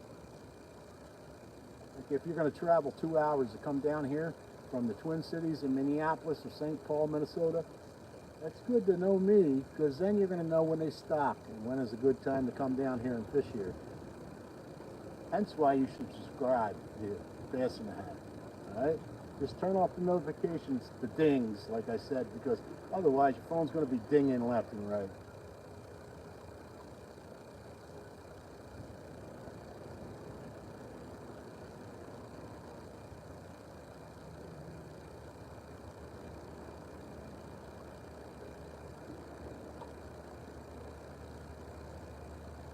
Yeah, these trout are out there in the middle. They're just not swimming around today, apparently. For some odd reason. Otherwise, like yesterday, it was a 4 trout day. One got off the hook, so it was, I count that. Especially since I catch and release, why not?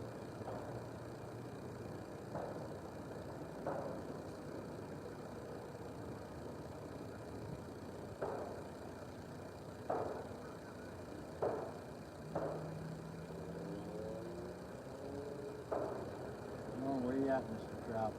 You got 15 minutes to get 1 trout. That should be possible. Is it probable? I don't know about that. It's all on the trout, you know? It's not on me.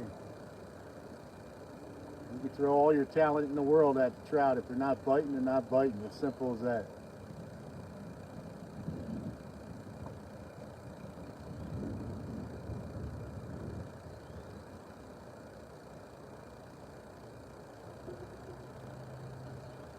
You got a nice little wind though. Well, even a dead minnow's dancing around with that bobber going up and down in the water.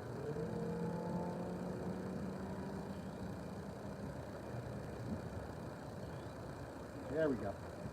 1 down, 2 down, 3 down. Come on, take it all the way down. Signature of a trout keeps the bobber going up and down. So he finally takes it under. It could be 6, 7 times before he takes that whole minnow in his mouth.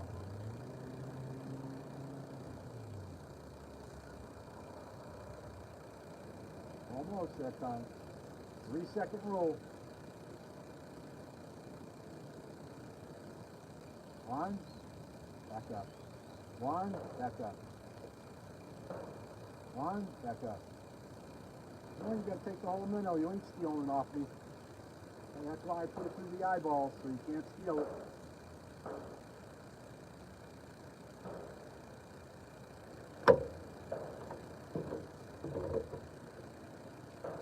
And off. Had him and didn't. But he did get my minnow. And that was a bite, certified bite. Setting the hook is the most important part of the fishing procedure for trout. Knowing when to set that hook. Sometimes you're wrong, other times you're going to find out most of the time, once that bobber goes down, you don't set the hook. For trout, because they're going to play around with it first before they eat it. Through the eyeballs. Fathead minnow. Let's see if he's still there. If he wants another minnow.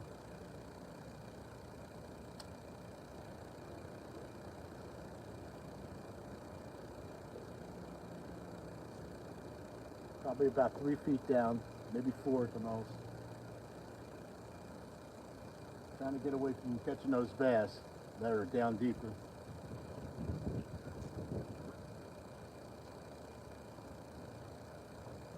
Here's some ospreys chirping in the horizon.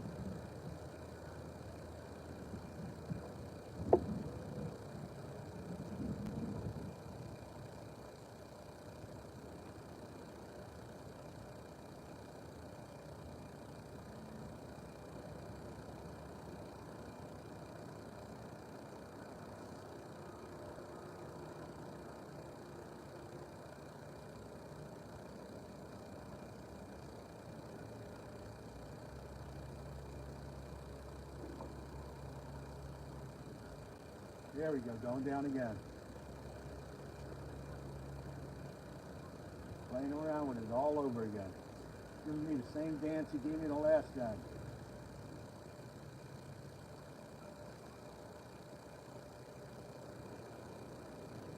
Like I said, knowing when to set that hook is important. Otherwise, you're going to pull that bait right out of his mouth. I think that last minnow pulled him up. He hit it twice and that's it. He's so small he has no more room for another minnow. I particularly don't want that kind of trout because he usually bellies the hook, and you got to give him the hook anyway. And he's so small, he's no fun anyway.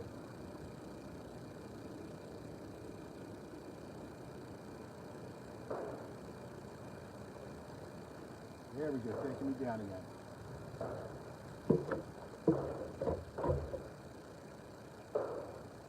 Yeah. And out of his mouth again for some reason. Go back in.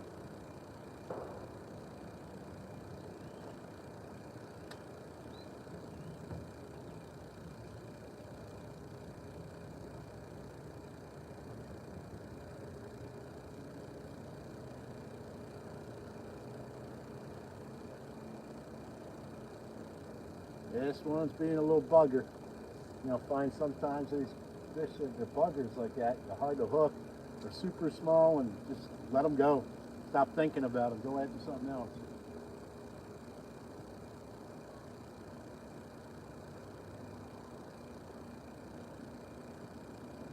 Probably another bass, a small bass.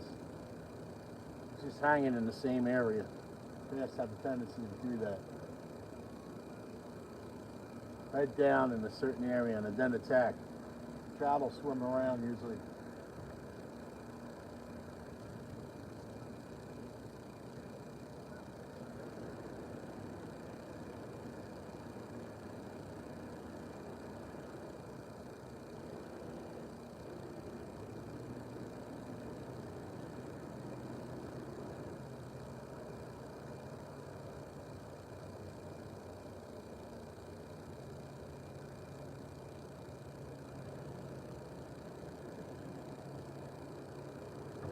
Okay, what are we looking at on time? 112 minutes. Okay, we got about 8 more minutes maybe. And I think I'm going to wrap it up, guys, for the day. But I'll be down here on Monday or Sunday. Sunday, I'm supposed to get my 13-foot fishing pole, my telescopic carp fishing pole. What a beast it's going to be, a 13-foot fishing pole. I never thought with the little rinky-dink poles that I fish with that I would go with a 13-foot pole ever in my life. But that pole, my 10-foot, has such a backbone in it, you can direct the carp the way you want to direct them. Instead of that fish taking over your fight, you have control of the fight. And that's what I highly recommend in the dial of fishing poles, is being able to maintain the fight your direction, not the fish's direction. Especially when you're dealing about a 15, 30-pound fish. I'm kind of looking forward to getting that pole Sunday. And then I'm going to try its casting abilities, which is supposed to be far-ranging. A 13-foot pole, you can really cast far. I'm going to go and cast that a couple times at least and see what I can do with a 1-ounce weight on it. Maybe throw some 8-pound test on it, see if I get in the middle of this pond. Because if I get in the middle of this pond, then I get those 6, 7-pound bass out of here. Like a 10-inch worm bouncing off the bottom. So yeah, it's going to be fun getting that pole.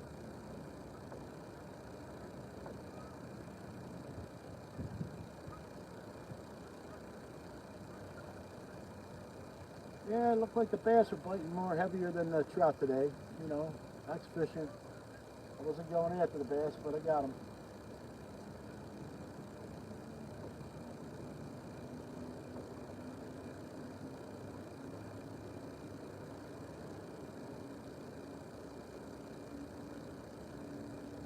But like anything, you got to put time in it, effort, and you get better and better at it. But there's still going to be some setbacks, some bad days. when you come down here and your timing isn't right and you miss the bite, or the fish turn on and then turn off, you just never know.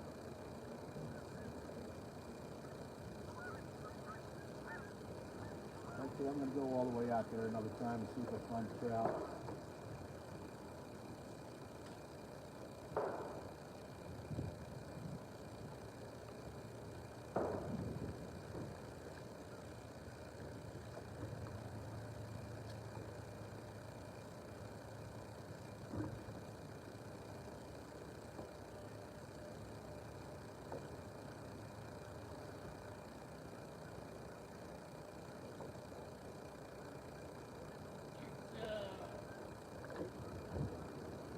Three bass. Huh? 3 bass. I don't know where the trout are. Right up here in the corner now, though. Yeah. I'm leaving in about 5 minutes. Okay. I did my time. The trout ain't biting, they're not biting. Right. I had one, and I was too busy on the phone and talking. Took me for a ride, started running with me, and when I set the hook, I had a lot of slack in it, so I don't think that was a bass though, the way it was running with it.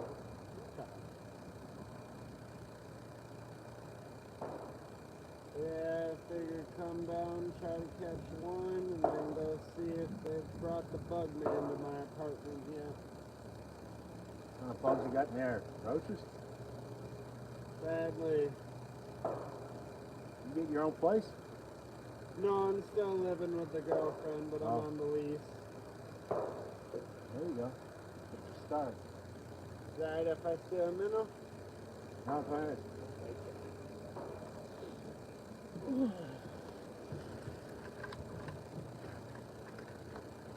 go. And I think the fight's just starting to stew. I mean, those bass could have been all day. I was down here for 2 hours and no bite. Now all of a sudden I'm catching bass, so maybe the fight's going to liven up now, you know? That'd be nice. They might have just waited for it to warm up a little more. Yeah. Some odd reason, I don't know what it is. You were sitting out there in a 20-foot hole and decided that, hey, let's go out and start feeding. Right. So you're suggesting to cast out further? Well, I'm trying further out, but I've been catching the bass. Oh, okay. I went from 7 feet on my depth bobber to 3 because I don't want to keep on catching the bass. They're all 6 ounces. 6 ounces ain't no. Ain't nothing to write home about. Right. You catch 1, you catch 5, there's no difference. Right. Sad but true. Now, if it was walleye or something hard to catch, that'd be a different I story. was talking with the guy on the phone. He was leaving comments. He's with Lock Dam number 2 in Hastings, and he's getting 20-inch plus walleye up there. And he knows that Mule, M-E-U-L, Outdoors on YouTube. If you check out Mule, M-E-U-L, Outdoors on YouTube, you'll see what I'm talking about. This guy is catching 7, 8, 20 plus walleye per day, and he's releasing them. Okay? M-U-L, M-E-U-L, Outdoors on YouTube.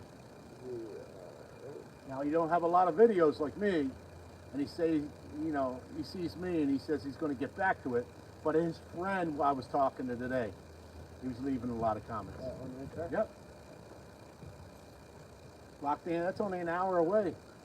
And he says shore fishing is good too. Nice. He's getting 7 or 8 up there by, I mean, that's just crazy. And if you lived up there, it's where the St. Croix meets the Mississippi.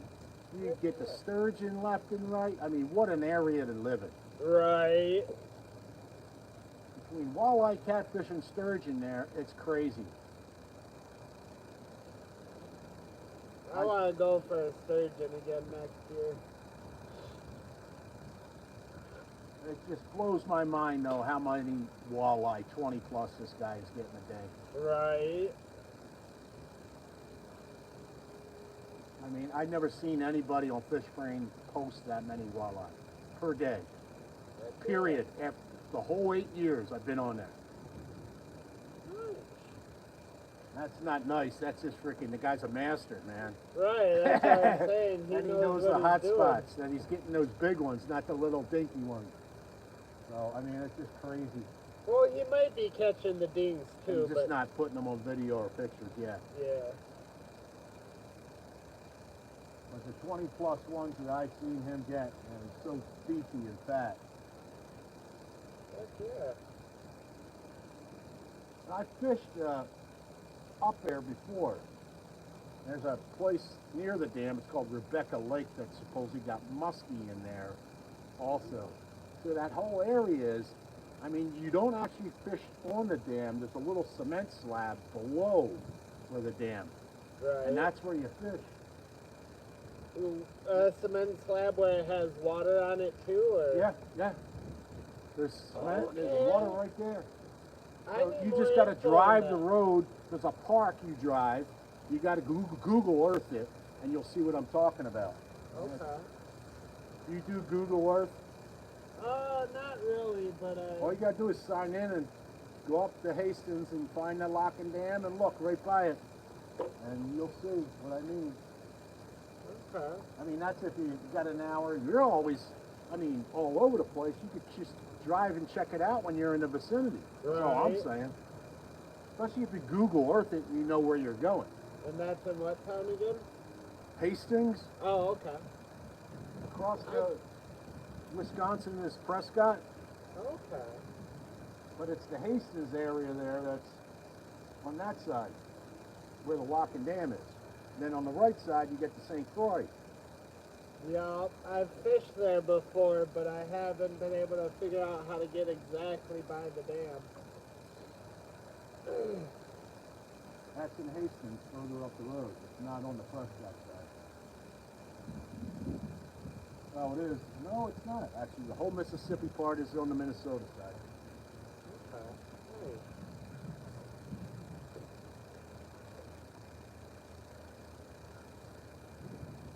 Well, one more cast, and I'm going to call it. My phone's probably going to run dry anyway. So it's good for 2 hours without a charge. Well, it's 2 hours. Anything over 2 hours, I mean, unless you're banging in fish, what's the sense of being on, you know, for over 2 hours? I don't know if you're not catching. Right. You Now we gotta got- stay out all day and try somewhere else if they're not biting.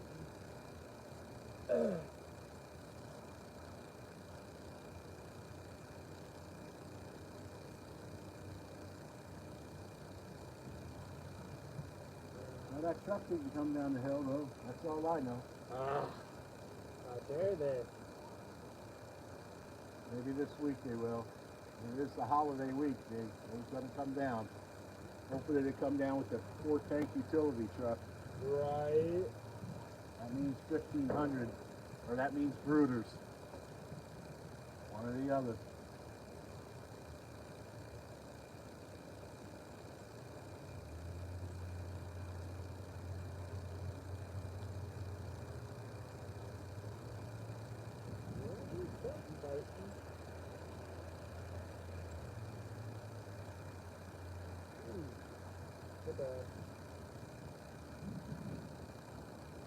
Yeah, I'm kind of surprised they're still by this dock, being how cold it is. That shows you the water's warmer than the air. The air's colder than the water. Okay, down the bottom there. Right. This ain't big on cold water. They're being clever right now, just eating the minnow, not the...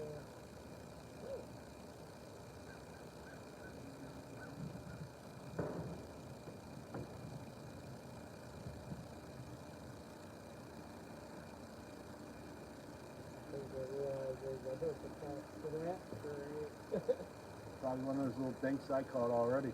Yeah, it was. Well, it didn't look big.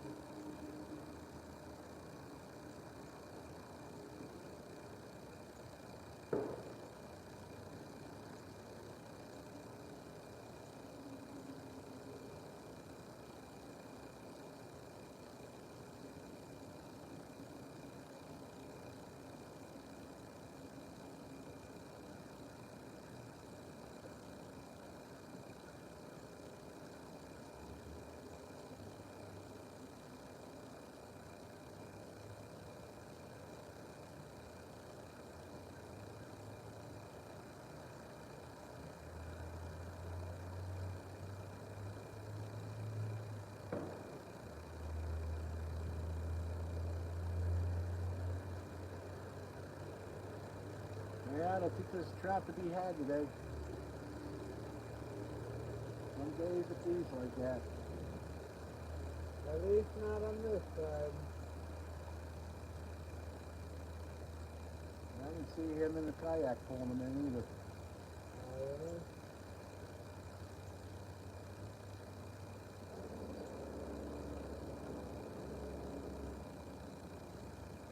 I see two early in the morning jumping out in that northwest corner. That's it. That's where they're probably at. That's where the tornado is, out in the northwest corner. Oh, yeah. You know where we usually find them on the ice. That's where they hang out. Yeah, They they love congregate. that spot.